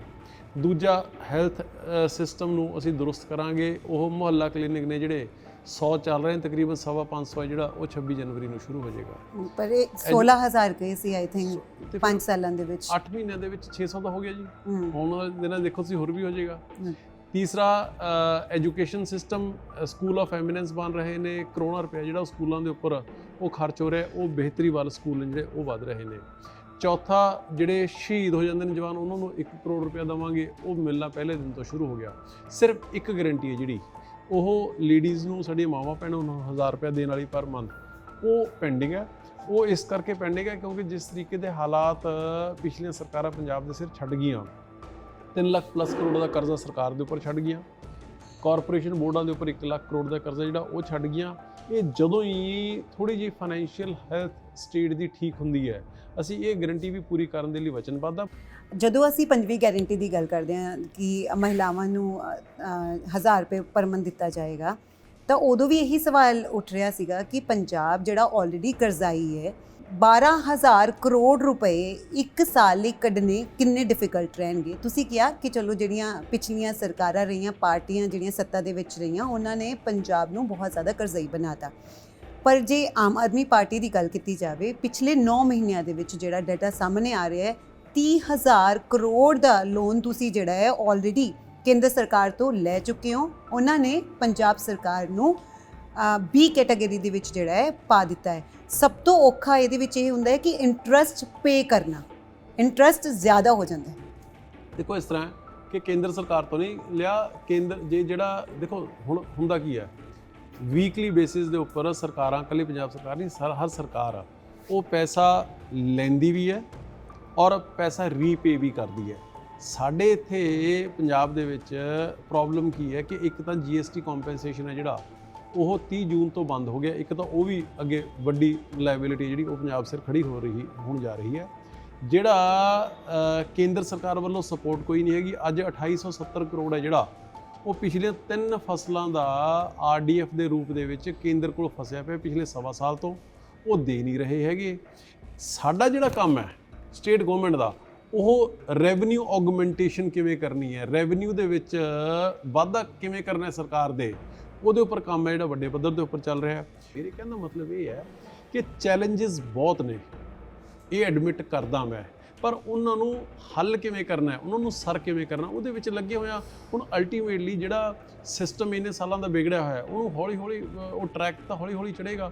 ਉਹ ਲੱਗੇ ਹੋਇਆ ਜਿਹੜੀਆਂ ਬਾਕੀ ਜੇ ਅਸੀਂ ਗਰੰਟੀਆਂ ਪੂਰੀਆਂ ਕੀਤੀਆਂ ਨੇ ਤੇ ਇੱਕੋ ਹੀ ਰਹਿ ਗਈ, ਉਹ ਵੀ 100% ਪੂਰੀ ਹੋਏਗੀ। ਬਿਲਕੁਲ। ਅਮਨ ਜੀ, ਤੁਸੀਂ GST ਕਲੈਕਸ਼ਨ ਦੀ ਗੱਲ ਕੀਤੀ, ਹਰਿਆਣਾ ਨਾਲੋਂ ਬਹੁਤ ਘੱਟ ਹੈ ਪੰਜਾਬ ਦਾ GST ਕਲੈਕਸ਼ਨ। ਇਸ ਦਾ ਕਾਰਨ ਕੀ ਮੰਨਦੇ ਹੋ? ਤੁਹਾਨੂੰ ਲੱਗਦਾ ਕਿ ਕੇਂਦਰ ਵੱਲੋਂ ਤੁਹਾਨੂੰ ਜਿਹੜਾ ਹੈ ਸਪੋਰਟ ਉਹ ਮਿਲੀ ਹੀ ਨਹੀਂ ਰਿਹਾ? ਇਹ 'ਚ ਨਿਤਿਕਾ ਜੀ 2 ਚੀਜ਼ਾਂ ਨੇ। ਨੰਬਰ 1 ਤਾਂ ਸੈਂਟਰਲ ਗਵਰਨਮੈਂਟ ਸਪੋਰਟ ਉੱਥੇ ਕਰ ਦਿੰਦੀ ਹੈ ਵੀ ਜਿੱਥੇ ਉਹਨਾਂ ਨੂੰ ਲੱਗੇ ਕਿ ਸਿਸਟਮ ਠੀਕ ਚੱਲ ਰਿਹਾ ਹੈ। ਪਿਛਲੀਆਂ ਸਰਕਾਰਾਂ ਦੇ ਵਿੱਚ ਉਹਨਾਂ ਨੇ ਕੁਝ ਕੀਤਾ, ਕੁਝ ਨਹੀਂ ਕੀਤਾ, ਪਰ ਇੱਥੇ ਵਾਲੇ ਨੇ ਜਿਹੜੇ ਤਰਥੱਲੀ ਬੜੀ ਮਚਾਈ ਹੋਈ ਸੀਗੀ, ਹਰ ਪਾਸੇ ਲੁੱਟ ਘਸੁੱਟ ਜਿਹੜੀ ਬੜੀ ਚੱਲ ਰਹੀ ਸੀਗੀ। ਹੁਣ ਜਿਹੜਾ ਸੈਂਟਰ ਸਰਕਾਰ ਦਾ, ਉਹਨਾਂ ਨੂੰ ਇਹ ਤਾਂ ਪਤਾ ਹੈ ਕਿ ਭਗਵੰਤ ਮਾਨ ਜੀ ਦੀ ਅਗਵਾਈ ਦੇ ਵਿੱਚ ਪੰਜਾਬ ਸਰਕਾਰ ਬੜਾ ਵਧੀਆ ਇਮਾਨਦਾਰੀ ਦੇ ਨਾਲ ਕੰਮ ਕਰ ਰਹੀ ਹੈ, ਸਿਸਟਮ ਨੂੰ ਟਰੈਕ ਤੇ ਲੈ ਕੇ ਆ ਰਹੀ ਹੈ, ਪਰ ਇਹ ਗੱਲ ਉਹਨਾਂ ਨੂੰ ਪੋਲੀਟੀਕਲੀ ਹੁਣ ਸੂਟ ਨਹੀਂ ਕਰਦੀ ਹੈਗੀ ਕਿ ਜੇ ਇੱਕ ਫੁੱਲ ਫਲੈਜਡ ਸਟੇਟ ਦੇ ਵਿੱਚ ਆਮ ਆਦਮੀ ਪਾਰਟੀ ਦੀ ਸਰਕਾਰ ਹੋਗੀ ਤੇ ਇਹ ਜਾਗ ਲੱਗ ਜਾਣੀ ਹੈ ਸਾਰੀਆਂ ਸਟੇਟਾਂ ਦੇ ਵਿੱਚ, ਤੇ ਫਿਰ ਉੱਥੋਂ BJP ਦਾ, ਕਾਂਗਰਸ ਦਾ, ਬਾਕੀ ਸਾਰਿਆਂ ਨੇ ਸਫਾਇਆ ਹੋ ਜਾਣਾ ਤੇ ਆਮ ਆਦਮੀ ਪਾਰਟੀ ਦਾ ਪਰਚਮ ਬੁਲੰਦ ਹੋ ਜਾਣਾ। ਹੁਣ ਇਸ ਕਰਕੇ ਵਿੰਡਿਕਟਿਵ ਹੋ ਕੇ ਪੰਜਾਬ ਦੇ ਨਾਲ ਬਦਲਾਖੋਰੀ ਦੇ ਮੰਤਵ ਦੇ ਨਾਲ ਔਰ ਆਮ ਆਦਮੀ ਪਾਰਟੀ ਨੂੰ ਕਾਮਯਾਬ ਨਾ ਹੋਣ ਦੇ ਮਕਸਦ ਦੇ ਨਾਲ ਜਿਹੜਾ ਪੰਜਾਬ ਦੇ ਨਾਲ ਬਦਲਾਖੋਰੀ ਕੇਂਦਰ ਸਰਕਾਰ ਕਰ ਰਹੀ ਹੈ, ਉਹ ਬਹੁਤ ਅਨਫੋਰਚੂਨੇਟ ਹੈ, ਉਹ ਨਹੀਂ ਹੋਣਾ ਚਾਹੀਦਾ ਹੈਗਾ। ਪਰ ਪਿਛਲੀਆਂ ਸਰਕਾਰਾਂ ਦੀ ਜੋ ਪੰਜਾਬ ਦੀ ਗੱਲ ਕਰਦੇ ਹਾਂ, ਜੇ ਆਪਾਂ ਤੁਸੀਂ ਹੁਣ ਹਰਿਆਣੇ ਨਾਲ ਕੰਪੈਰੀਜ਼ਨ ਕੀਤਾ, ਹਰਿਆਣੇ ਦੇ ਨਾਲ ਇਹੀ ਤਾਂ ਗੱਲ ਅਸੀਂ ਪਹਿਲਾਂ ਕਹਿੰਦੇ ਰਹੇ ਹਾਂ ਕਿ ਹਰਿਆਣਾ ਛੋਟਾ ਭਰਾ ਵਜੋਂ ਉਹਨੂੰ ਅੱਡ ਕੀਤਾ ਸੀਗਾ ਅੱਜ ਤੋਂ 50 ਸਾਲ ਪਹਿਲਾਂ, ਤੇ ਅੱਜ ਉਹ ਛੋਟਾ ਭਰਾ ਹੈ ਜਿਹੜਾ, ਉਹ ਕਿਤੇ ਦੀ ਕਿਤੇ ਪੰਜਾਬ ਨਾਲੋਂ ਅੱਗੇ ਨਿਕਲ ਗਿਆ। ਉਹ ਕਿਉਂ ਨਿਕਲ ਗਿਆ? ਕਿਉਂਕਿ ਇੱਥੋਂ ਦਾ ਪੋਲੀਟੀਕਲ ਸਿਸਟਮ, ਬਿਊਰੋਕ੍ਰੈਟਿਕ ਸਿਸਟਮ ਇਹੋ ਜਿਹਾ ਤਾਣਾ ਬਾਣਾ ਬੁਣ ਗਿਆ ਕਿ ਹਰੇਕ ਸਿਸਟਮ ਦੇ ਵਿੱਚ ਹੀ ਆਪਦੇ ਨਿੱਜੀ ਇੰਟਰਸਟ ਨੇ ਜਿਹੜੇ, ਇਹ ਪੈਸਾ GST ਕਲੈਕਸ਼ਨ ਕਿੱਥੋਂ ਹੋ ਰਹੀ ਹੈ, ਐਕਸਾਈਜ਼ ਕਲੈਕਸ਼ਨ ਕਿੱਥੋਂ ਹੋ ਰਹੀ ਹੈ, ਰੈਵਨਿਊ ਦੀ ਕਲੈਕਸ਼ਨ ਕਿੱਥੋਂ ਹੋ ਰਹੀ ਹੈ, ਇਹ ਸਾਰੇ ਦੇ ਟਰਾਂਸਪੋਰਟ ਦੀ ਕਲੈਕਸ਼ਨ ਕਿੱਥੋਂ ਹੋ ਰਹੀ ਹੈ, ਸਾਰੇ ਇਹ ਲੀਡਰਾਂ ਨੇ, ਇਹਨਾਂ ਦੇ ਮੂਹੇ ਨੇ ਜਿਹੜੇ, ਉਹ ਆਪਦੇ ਘਰਾਂ ਵੱਲ ਮੋੜ ਲਏ। ਸੋ ਇਹਦੇ ਕਰਕੇ ਅੱਜ ਪੰਜਾਬ ਦੇ ਸਿਰ ਇਨਕਮ ਦੇ ਸੋਰਸਿਸ ਸੀ, ਜਿਹੜੇ ਸਰੋਤ ਸੀ, ਉਹ ਘਟ ਗਏ, ਕਰਜ਼ਾ ਵੱਧ ਗਿਆ, ਕਰਜ਼ੇ ਦੀ ਜਿਹੜੀ ਤੁਹਾਡਾ ਬੋਝ ਹੈ ਉਹਦੇ ਇੰਟਰਸਟ ਦਾ, ਉਹ ਇੰਨਾ ਵੱਡਾ ਹੋ ਚੁੱਕਿਆ। ਇਹ ਸਾਰੇ ਸਿਸਟਮ ਦੇਖੋ ਜੀ, ਮੈਂ ਇਹ ਗੱਲ ਮੰਨ ਕੇ ਚਾਹੁੰਦਾ ਕਿ where there is will there is way, ਜਹਾਂ ਚਾਹ ਵਹਾਂ ਰਾਹ। ਇਹ ਹਾਲਾਤ ਪੰਜਾਬ ਦੇ ਇਹ ਵੀ ਕੀਤੇ ਬੇਈਮਾਨ ਲੀਡਰਸ਼ਿਪਾਂ ਨੇ ਤੇ ਇਹਨਾਂ ਹਾਲਾਤਾਂ ਨੂੰ ਮੋੜ ਕੇ ਪੰਜਾਬ ਨੂੰ ਸਹੀ ਡਿਵੈਲਪਮੈਂਟ ਵਾਲੀ ਰਾਹ ਦੇ ਉੱਪਰ ਚਾੜਨ ਦਾ ਕੰਮ ਵੀ ਇਮਾਨਦਾਰ ਨੀਅਤ ਵਾਲੀ ਭਗਵੰਤ ਮਾਨ ਜੀ ਦੀ ਸਰਕਾਰ ਹੈ ਜਿਹੜੀ ਉਹੀ ਕਰੇਗੀ ਔਰ ਕਰ ਰਹੀ ਹੈ। ਐਕਸਾਈਜ਼ ਪਾਲਿਸੀ ਬੜੀ ਵਿਵਾਦਾਂ ਦੇ ਵਿੱਚ ਰਹੀ ਹੈ। ਦਿੱਲੀ ਤੋਂ ਬਾਅਦ ਪੰਜਾਬ ਦੀ ਐਕਸਾਈਜ਼ ਪਾਲਿਸੀ ਤੇ ਬਹੁਤ ਸਾਰੇ ਸਵਾਲ ਜਿਹੜੇ ਆ ਉਹ ਚੁੱਕੇ ਗਏ। ਹਾਲਾਂਕਿ ਤੁਸੀਂ ਕਹਿ ਰਹੇ ਹੋ ਕਿ ਅਸੀਂ ਆਪਣਾ ਜਿਹੜਾ ਟੀਚਾ ਹੈ ਉਹਨੂੰ ਜ਼ਰੂਰ ਪੂਰਾ ਕਰਾਂਗੇ, ਪਰ ਕੈਗ ਦੀ ਰਿਪੋਰਟ ਦੇ ਮੁਤਾਬਿਕ ਹਾਲੇ ਤੱਕ ਅਕਤੂਬਰ ਤੱਕ 4700 ਕਰੋੜ ਜਿਹੜੇ ਨੇ ਉਹੀ ਕਮਾ ਪਾਏ ਤੁਸੀਂ। ਤੁਹਾਨੂੰ ਲੱਗਦਾ ਹੈ ਕਿ ਜਿਹੜਾ ਤੁਸੀਂ 9600-9700 ਕਰੋੜ ਦਾ ਜਿਹੜਾ ਟੀਚਾ ਰੱਖਿਆ ਹੋਇਆ ਹੈ ਮਾਰਚ ਤੱਕ ਉਹ ਪੂਰਾ ਕਰ ਲਓਗੇ? 100% ਪੂਰਾ ਹੋ ਜਾਏਗਾ ਜੀ। 200-400-500 ਕਰੋੜ ਦਾ 9700 ਕਰੋੜ ਦਾ ਸੀਗਾ, 8800 ਹੋ ਜਾਂਦਾ, 9000 ਹੋ ਜਾਂਦਾ, 9200 ਹੋ ਜਾਂਦਾ, ਪਰ ਮੇਰੇ ਖਿਆਲ ਦੇ ਵਿੱਚ ਜੇ 6200 ਤੋਂ 9000 ਤੇ ਵੀ ਪਹੁੰਚ ਜਾਂਦੇ ਆ ਤਾਂ ਵੀ ਬਹੁਤ ਵੱਡੀ ਗੱਲ ਹੈ। ਸੋ ਇਸ ਕਰਕੇ ਪਾਲਿਸੀ, ਐਕਸਾਈਜ਼ ਪਾਲਿਸੀ ਜਿਹੜੀ ਤੁਸੀਂ ਗੱਲ ਕਰਦੇ ਨਾ ਜੀ, ਦੇਖੋ ਇਹਨੂੰ ਤੁਸੀਂ ਜਿੰਨਾ ਮਰਜ਼ੀ ਕੰਡੈਮ ਕਰੀ ਚੱਲੋ, by the end of the day policy ਦੀ ਡਿਟਰਮੀਨੇਸ਼ਨ ਚੰਗੀ ਹੈ ਕਿ ਮਾੜੀ ਹੈ, ਇਹਦੀ ਡਿਟਰਮੀਨੇਸ਼ਨ ਦਾ ਤੁਹਾਡੀ ਨੈਟ ਰੈਵਨਿਊ ਕਲੈਕਸ਼ਨ ਕਿੰਨੀ ਹੈ। ਹੁਣ ਇਸ ਚੀਜ਼ ਦਾ ਅੰਦਾਜ਼ਾ ਲੱਗ ਨਹੀਂ ਸਕਦਾ ਵੀ ਕਿਹਨੇ ਸ਼ਰਾਬ ਪੀ ਲਈ, ਕਿਹਨੇ ਨਹੀਂ ਪੀ ਲਈ, ਕਿਹਨੇ ਘੱਟ ਪੀ ਲਈ, ਕਿਹਨੇ ਵੱਧ ਪੀ ਲਈ, ਇਸ ਦਾ ਤਾਂ ਕੋਈ ਅੰਦਾਜ਼ਾ ਹੈ ਨਹੀਂਗਾ, ਇਹ ਤਾਂ ਕੋਈ ਮਾਪਦੰਡ ਹੋ ਨਹੀਂ ਸਕਦਾ ਹੈਗਾ। By the end of the day year ending ਤੇ ਸਰਕਾਰ ਨੂੰ ਉਹਦੇ ਰੈਵਨਿਊ ਕਲੈਕਸ਼ਨ ਕਿੰਨੀ ਹੋਈ ਇਹ ਤੇ ਡਿਪੈਂਡ ਕਰਦਾ ਹੈ। ਤੇ ਉਹ ਤੁਹਾਡੇ ਹੋਰ 3 ਮਹੀਨੇ ਖੜ ਜਾਓ, ਤੁਹਾਨੂੰ ਪਤਾ ਲੱਗ ਜਾਏਗਾ ਕਿ ਪਾਲਿਸੀ ਕਾਮਯਾਬ ਸੀ ਕਿ ਫੇਲ ਸੀ। ਅੱਛਾ, ਤੁਸੀਂ ਫੰਡਸ ਦੀ ਵੀ ਗੱਲ ਕੀਤੀ। ਹਮੇਸ਼ਾ ਤੋਂ ਆਮ ਆਦਮੀ ਪਾਰਟੀ ਪਿਛਲੀ ਸਰਕਾਰਾਂ ਤੇ ਇਲਜ਼ਾਮ ਲਗਾਉਂਦੀ ਰਹੀ ਹੈ ਕਿ ਫੰਡਸ ਜਿਹੜੇ ਨੇ ਉਹ ਪ੍ਰੋਪਰਲੀ ਯੂਟਿਲਾਈਜ਼ ਨਹੀਂ ਹੋ ਰਹੇ, ਕਰਪਸ਼ਨ ਜਿਹੜੀ ਉਹ ਲਗਾਤਾਰ ਹੋ ਰਹੀ ਹੈ।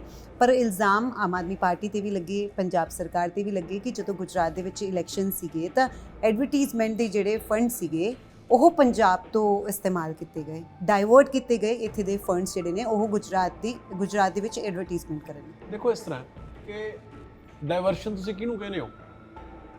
ਕਿਤੇ ਕਿਸੇ ਸਟੇਟ ਦੀ ਜਾਂ ਸੈਂਟਰਲ ਗਵਰਨਮੈਂਟ ਦੀ ਪਾਲਿਸੀ ਦੇ ਵਿੱਚ ਇਹ ਬੈਨ ਨਹੀਂ ਹੈਗਾ ਵੀ ਤੁਸੀਂ ਇੱਥੇ ਐਡਵਰਟਾਈਜ਼ਮੈਂਟ ਆਪਦੀ ਦੇ ਸਕਦੇ ਹੋ, ਇੱਥੇ ਨਹੀਂ ਦੇ ਸਕਦੇ। ਹੁਣ ਜੇ ਚੰਗਾ ਕੰਮ ਕਰਾਂਗੇ, ਜੇ 300 ਯੂਨਿਟ ਬਿਜਲੀ ਇਹੋ ਜਿਹੇ ਫਾਈਨੈਂਸ਼ੀਅਲ ਹਾਲਾਤਾਂ ਦੇ ਵਿੱਚ ਵੀ ਦੇਵਾਂਗੇ ਤੇ ਅਸੀਂ ਪ੍ਰਚਾਰ ਕਰਾਂਗੇ ਜੀ। ਜੇ ਅਸੀਂ ਸ਼ਹੀਦ ਜਵਾਨਾਂ ਨੂੰ 1-1 ਕਰੋੜ ਰੁਪਏ ਦੇਵਾਂਗੇ ਤੇ ਆਪਦੀ ਮਸ਼ਹੂਰੀ ਕਰਾਂਗੇ। ਜੇ ਅਸੀਂ ਹੈਲਥ ਔਰ ਐਜੂਕੇਸ਼ਨ ਸਿਸਟਮ ਨੂੰ ਰੋਬਸਟ ਕਰਾਂਗੇ, ਦਰੁਸਤ ਕਰਾਂਗੇ ਤੇ ਅਸੀਂ ਉਹਦੀ ਮਸ਼ਹੂਰੀ ਕਰਾਂਗੇ। ਜੇ ਅਸੀਂ ਮਾਫੀਆ ਨੂੰ ਨੱਥ ਪਾਵਾਂਗੇ ਤੇ ਅਸੀਂ ਉਹਦੀ ਮਸ਼ਹੂਰੀ ਕਰਾਂਗੇ। ਜੇ ਅਸੀਂ ਮੁੱਦਤਾਂ ਦੇ ਕਬਜ਼ੇ ਕੀਤੀ ਹੋਈ ਜ਼ਮੀਨਾਂ ਦੇ ਉੱਪਰ ਉਹ ਕਬਜ਼ੇ ਛੁਡਾਵਾਂਗੇ ਤੇ ਅਸੀਂ ਉਹਦੀ ਮਸ਼ਹੂਰੀ ਕਰਾਂਗੇ। ਜਿਨ੍ਹਾਂ ਨੇ ਕੀਤਾ ਹੀ ਕੁਝ ਨਹੀਂ ਹੈਗਾ ਪਿਛਲੀਆਂ ਸਰਕਾਰਾਂ ਨੇ, ਹੁਣ ਉਹ ਕਾਹਦੀ ਮਸ਼ਹੂਰੀ ਕਰਦੇ ਮੈਨੂੰ ਗੱਲ ਸਮਝਾਓ। ਹੁਣ ਅਕਾਲੀ ਜਾਂ ਕਾਂਗਰਸੀ ਇਸ ਗੱਲ ਦੀ ਮਸ਼ਹੂਰੀ ਕਰਦੇ ਵੀ ਅਸੀਂ ਘਰ ਘਰ ਚਿੱਟਾ ਭਜਾਤਾ, ਉਹ ਇਸ ਗੱਲ ਦੀ ਮਸ਼ਹੂਰੀ ਕਰਦੇ ਵੀ ਅਸੀਂ ਨਕਲੀ ਡਿਸਟਿਲਰੀਆਂ ਲਾ ਕੇ 2 ਨੰਬਰ ਦੀ ਨਕਲੀ ਦਾਰੂ ਪੀਂਦੇ ਜਿਹਦੇ ਨਾਲ ਪੱਟੀ ਵਰਗੇ ਇਲਾਕੇ 100 ਬੰਦਾ ਮਰ ਜਾਂਦਾ। ਤਾਂ ਜਿਹੜਾ ਕੰਮ ਕਰੂਗਾ ਉਹ ਐਡਵਰਟਾਈਜ਼ਮੈਂਟ ਤਾਂ ਆਪਦੀ ਕਰੂਗਾ, ਔਰ ਇਹਦੇ 'ਚ ਨਾ ਤਾਂ ਕੋਈ ਕਿਸੇ ਤਰੀਕੇ ਦਾ ਬੈਨ ਹੈ। ਇਹ ਹੁਣ ਜੋ ਮਰਜ਼ੀ ਰੌਲਾ ਪਾਈ ਜਾਣ, ਪਰ bye the end of the ਡੇ ਅਸੀਂ ਜੋ ਕੰਮ ਕਰ ਰਹੇ ਹਾਂ ਐਜ਼ ਪਰ ਪਾਲਿਸੀ ਕਰ ਰਹੇ ਹਾਂ, ਐਜ਼ ਪਰ ਰੂਲਸ ਕਰ ਰਹੇ ਹਾਂ। ਦੂਸਰੀ ਪਾਰਟੀਆਂ ਜਿਹੜੀਆਂ ਇਲਜ਼ਾਮ ਲਗਾ ਰਹੀਆਂ ਨੇ ਔਰ ਉਹਨਾਂ ਦਾ ਇਹੀ ਕਹਿਣਾ ਹੈ, ਉਹਨਾਂ ਵੱਲੋਂ ਜਿਹੜਾ ਗਰਾਊਂਡ ਕੀਤਾ ਜਾ ਰਿਹਾ ਹੈ ਕਿ ਜਿਹੜੇ ਫੰਡਸ ਸਰਕਾਰ ਦੇ ਨੇ, ਯਾਨੀ ਕਿ ਇੱਕ ਸਟੇਟ ਦੇ ਨੇ, ਉਸ ਫੰਡਸ ਦਾ ਇਸਤੇਮਾਲ ਦੂਜੇ ਕਿਸੇ ਸਟੇਟ ਦੇ ਵਿੱਚ ਐਡਵਰਟਾਈਜ਼ਮੈਂਟ ਕਰਨ ਲਈ ਨਹੀਂ ਕੀਤਾ ਜਾ ਸਕਦਾ। ਤੁਸੀਂ ਆਪਦੀ ਪਾਲਿਸੀ ਜਿਹੜੀ ਤੁਸੀਂ ਸਵੇਰੇ ਪੇਪਰ ਚੱਕ ਕੇ ਦੇਖਿਓ, ਉਹ 'ਚ ਕਿਸੇ ਹੋਰ ਸਟੇਟ ਗਵਰਨਮੈਂਟ ਦੀ ਕੋਈ ਐਡ ਨਹੀਂ ਹੋਊਗੀ, ਹੋਣਗੀਆਂ। Ultimately by the end of the day ਆਪਾਂ India is one family having different states as different members। ਆਪਾਂ ਕੋਈ ਅੱਡੋ-ਅੱਡ ਅਲੱਗ-ਅਲੱਗ ਕੰਟਰੀ ਜਾਂ ਅਲੱਗ-ਅਲੱਗ ਰਿਪਬਲਿਕਸ ਥੋੜ੍ਹੀ ਆ ਵੀ ਇੱਕ ਸਟੇਟ ਆਪਦੇ ਕੰਮਾਂ ਦੀ ਦੂਜੀ ਸਟੇਟ ਦੇ ਵਿੱਚ ਐਡਵਰਟਾਈਜ਼ਮੈਂਟ ਨਹੀਂ ਕਰ ਸਕਦੀ। ਸੋ ਇਹ ਤਾਂ ਐਵੇਂ ਰਿਡੀਕੂਲਸ ਜਿਹੀਆਂ ਗੱਲਾਂ, ਇਹਨਾਂ ਨੂੰ ਹੋਰ ਕੁਝ ਸੋਚਦਾ ਨਹੀਂ ਹੈਗਾ, ਇਹ ਜਿਹੀਆਂ ਗੱਲਾਂ ਤੇ ਆ ਜਾਂਦੇ ਨੇ। ਪਿਛਲੇ ਦਿਨਾਂ ਦੇ ਵਿੱਚ ਅਸੀਂ ਜਿਹੜਾ ਸੀਗਾ ਉਹ ਇੱਕ ਸੈਸ਼ਨ ਬੁਲਾਇਆ ਸੀਗਾ। ਹੁਣ ਮੇਰੇ ਖਿਆਲ ਦੇ ਵਿੱਚ ਜੋ ਬਜਟ ਸੈਸ਼ਨ ਹੀ ਹੈ ਨਾ ਜੀ, ਉਹ ਕਿਉਂਕਿ ਪਹਿਲਾ ਜਿਹੜਾ ਪਿਛਲੇ ਸਾਲ ਦਾ ਸੀਗਾ ਉਹ 9 ਮਹੀਨਿਆਂ ਦੀ ਬਜਟ ਹੋਇਆ ਸੀਗਾ। ਜਿਹੜਾ ਬਜਟ ਸੈਸ਼ਨ ਹੀ ਹੈ ਉਹ ਬੜੀ ਜਲਦੀ ਹੀ most likely maybe by 1st or 2nd week of February ਉਹ ਹੋਣ ਜਾ ਰਿਹਾ, ਉਹ ਲੰਬਾ ਹੋਏਗਾ। ਮੇਰੀ ਬਾਜਵਾ ਸਾਹਿਬ ਨੂੰ ਸਾਰੇ ਸਾਥੀਆਂ ਨੂੰ ਬੇਨਤੀ ਹੈ ਕਿ ਆਪਦੀ ਤਿਆਰੀ ਤੁਰੀ ਕਰੋ, ਠੀਕ ਹੈ ਨਾ। ਜਿੰਨੇ ਤੁਹਾਡੇ ਸਵਾਲ ਹੋਣਗੇ ਸਵਾਲਾਂ ਦੇ ਜਵਾਬ ਵੀ ਦੇਵਾਂਗੇ ਔਰ ਉਹਨੂੰ ਮਸਲੇ ਨੂੰ ਹੱਲ ਵੀ ਕਰਾਂਗੇ।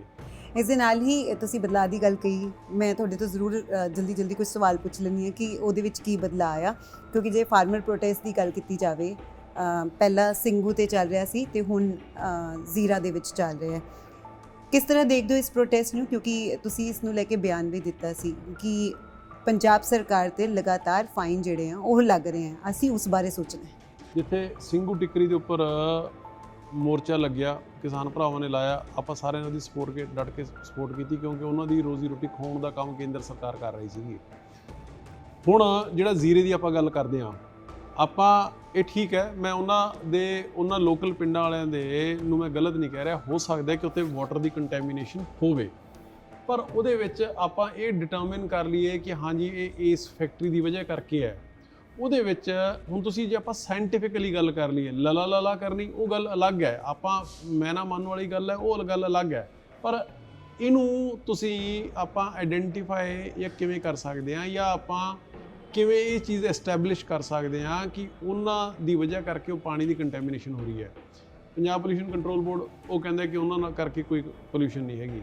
ਸੈਂਟਰਲ ਪੋਲਿਊਸ਼ਨ ਕੰਟਰੋਲ ਬੋਰਡ ਉਹ ਕਹਿੰਦੇ ਨੇ ਵੀ ਕੋਈ ਕੰਟੈਮੀਨੇਸ਼ਨ ਨਹੀਂ ਹੈਗੀ। NGT ਉਹ ਕਹਿੰਦਾ ਕਿ ਕੋਈ ਕੰਟੈਮੀਨੇਸ਼ਨ ਨਹੀਂ ਹੈਗੀ। ਜਿੰਨੀਆਂ ਹੁਣ ਕਮੇਟੀਜ਼ ਬਣ ਰਹੀਆਂ ਨੇ ਉਹਨਾਂ ਦਾ ਹਰ ਰੋਜ਼ ਇੱਕ ਦਿਨ ਆਉਂਦਾ ਕਿ ਉਹ ਸਾਥੀ ਜਾਂਚ ਦੇ ਵਿੱਚ ਕਮੇਟੀ ਦੇ ਵਿੱਚ ਸ਼ਾਮਲ ਹੋ ਰਹੇ ਨੇ, ਦੂਜੇ ਦਿਨ ਆਉਂਦਾ ਕਿ ਉਹ ਯੂ ਟਰਨ ਲੈ ਗਏ। 5 ਕਰੋੜ ਹਾਈ ਕੋਰਟ ਨੇ ਉਸ ਫੈਕਟਰੀ ਦੇ ਕਹਿਣ ਦੇ ਉੱਪਰ, ਉਸ ਫੈਕਟਰੀ ਦੀ ਅਪੀਲ ਦੇ ਉੱਪਰ 5 ਕਰੋੜ ਪੰਜਾਬ ਦੇ ਲੋਕਾਂ ਸੇ ਜੁਰਮਾਨਾ ਪਹਿਲਾਂ ਪਾਤਾ, 15 ਕਰੋੜ ਜਿਹੜਾ ਜੁਰਮਾਨਾ ਹੁਣ ਪਾਤਾ। ਮੈਂ ਸਿਰਫ ਔਰ ਸਿਰਫ ਇਹ ਕਹਿਣਾ ਚਾਹੁੰਦਾ ਕਿ ਪੰਜਾਬ ਸਰਕਾਰ ਕੋਲ, ਸਾਡੇ ਕੋਲ ਇਹੋ ਜਿਹੀ ਕੋਈ ਨੋਟ ਛਾਪਣ ਵਾਲੀ ਮਸ਼ੀਨ ਤਾਂ ਲੱਗੀ ਨਹੀਂ ਹੈਗੀ ਕਿ ਉਹ ਫੈਕਟਰੀ ਕੋਰਟ 'ਚ ਜਾਈ ਜਾਵੇ, ਕੋਰਟ ਜੁਰਮਾਨਾ ਪੰਜਾਬ ਸਰਕਾਰ ਸਿਰ ਪਾਈ ਜਾਵੇ। ਆਪਦੀਆਂ ਜੁੱਤੀਆਂ ਪੰਜਾਬੀ ਆਪਾਂ ਆਪਦੇ ਸਿਰ ਹੀ ਮਾਰਨ ਲੱਗੇ ਹੋਏ ਹਾਂ।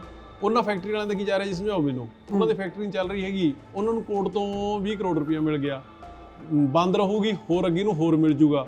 ਆਪਣੀਆਂ ਜੁੱਤੀਆਂ ਆਪਾਂ ਆਪਦੇ ਸਿਰ ਹੀ ਮਾਰੀ ਜਾ ਰਹੇ ਹਾਂ। ਜਾਂ ਤਾਂ ਕੋਈ ਤੱਥਾਂ ਦੇ ਆਧਾਰ ਦੇ ਉੱਪਰ, ਕੋਈ ਫੈਕਟਸ ਦੇ ਆਧਾਰ ਦੇ ਉੱਪਰ, ਕੋਈ ਲੀਗਲ ਜਾਂ ਟੈਕਨੀਕਲ ਫਾਈਂਡਿੰਗਸ ਦੇ ਆਧਾਰ ਦੇ ਉੱਪਰ, ਜਾਂ ਤਾਂ ਉਹ ਸਾਥੀ ਵੀਰ ਕੋਈ ਰਿਪੋਰਟ ਲੈ ਕੇ ਆਉਣ, ਕੋਈ ਟੈਸਟ ਰਿਪੋਰਟ ਹੋਵੇ, ਕੋਈ ਫਾਈਂਡਿੰਗਸ ਹੋਣ ਕਿ ਹਾਂ ਇਹਦੀ ਵਜ੍ਹਾ ਕਰਕੇ ਆਹ ਪਾਣੀ ਦੇ ਵਿੱਚ ਕੰਟੈਮੀਨੇਸ਼ਨ ਹੋਈ ਹੈ। ਤੇ ਫਿਰ ਉਸ ਦਿਨ ਅਮਨ ਅਰੋੜਾ ਸਭ ਤੋਂ ਪਹਿਲਾ ਬੰਦਾ ਹੋਊਗਾ ਜਿਸ ਦਿਨ ਉਹ ਫੈਕਟਰੀ ਵਾਲਿਆਂ ਦੇ ਖਿਲਾਫ ਤੇ ਉਹਨਾਂ ਮੇਰੇ ਵੀਰਾਂ ਦੇ ਜਿਹੜੇ ਪ੍ਰਦਰਸ਼ਨ ਕਰ ਰਹੇ ਨੇ ਉਹਨਾਂ ਦੇ ਹੱਕ ਦੇ ਵਿੱਚ ਆਹ ਦਾ ਨਾਅਰਾ ਮਾਰੂਗਾ। ਪਰ ਉਹੀ ਆਪਾਂ ਕਹੀ ਚੱਲੀਏ ਵੀ ਅਸੀਂ ਤਾਂ ਚੱਲਣ ਨਹੀਂ ਦੇਣੀ ਹੈਗੀ।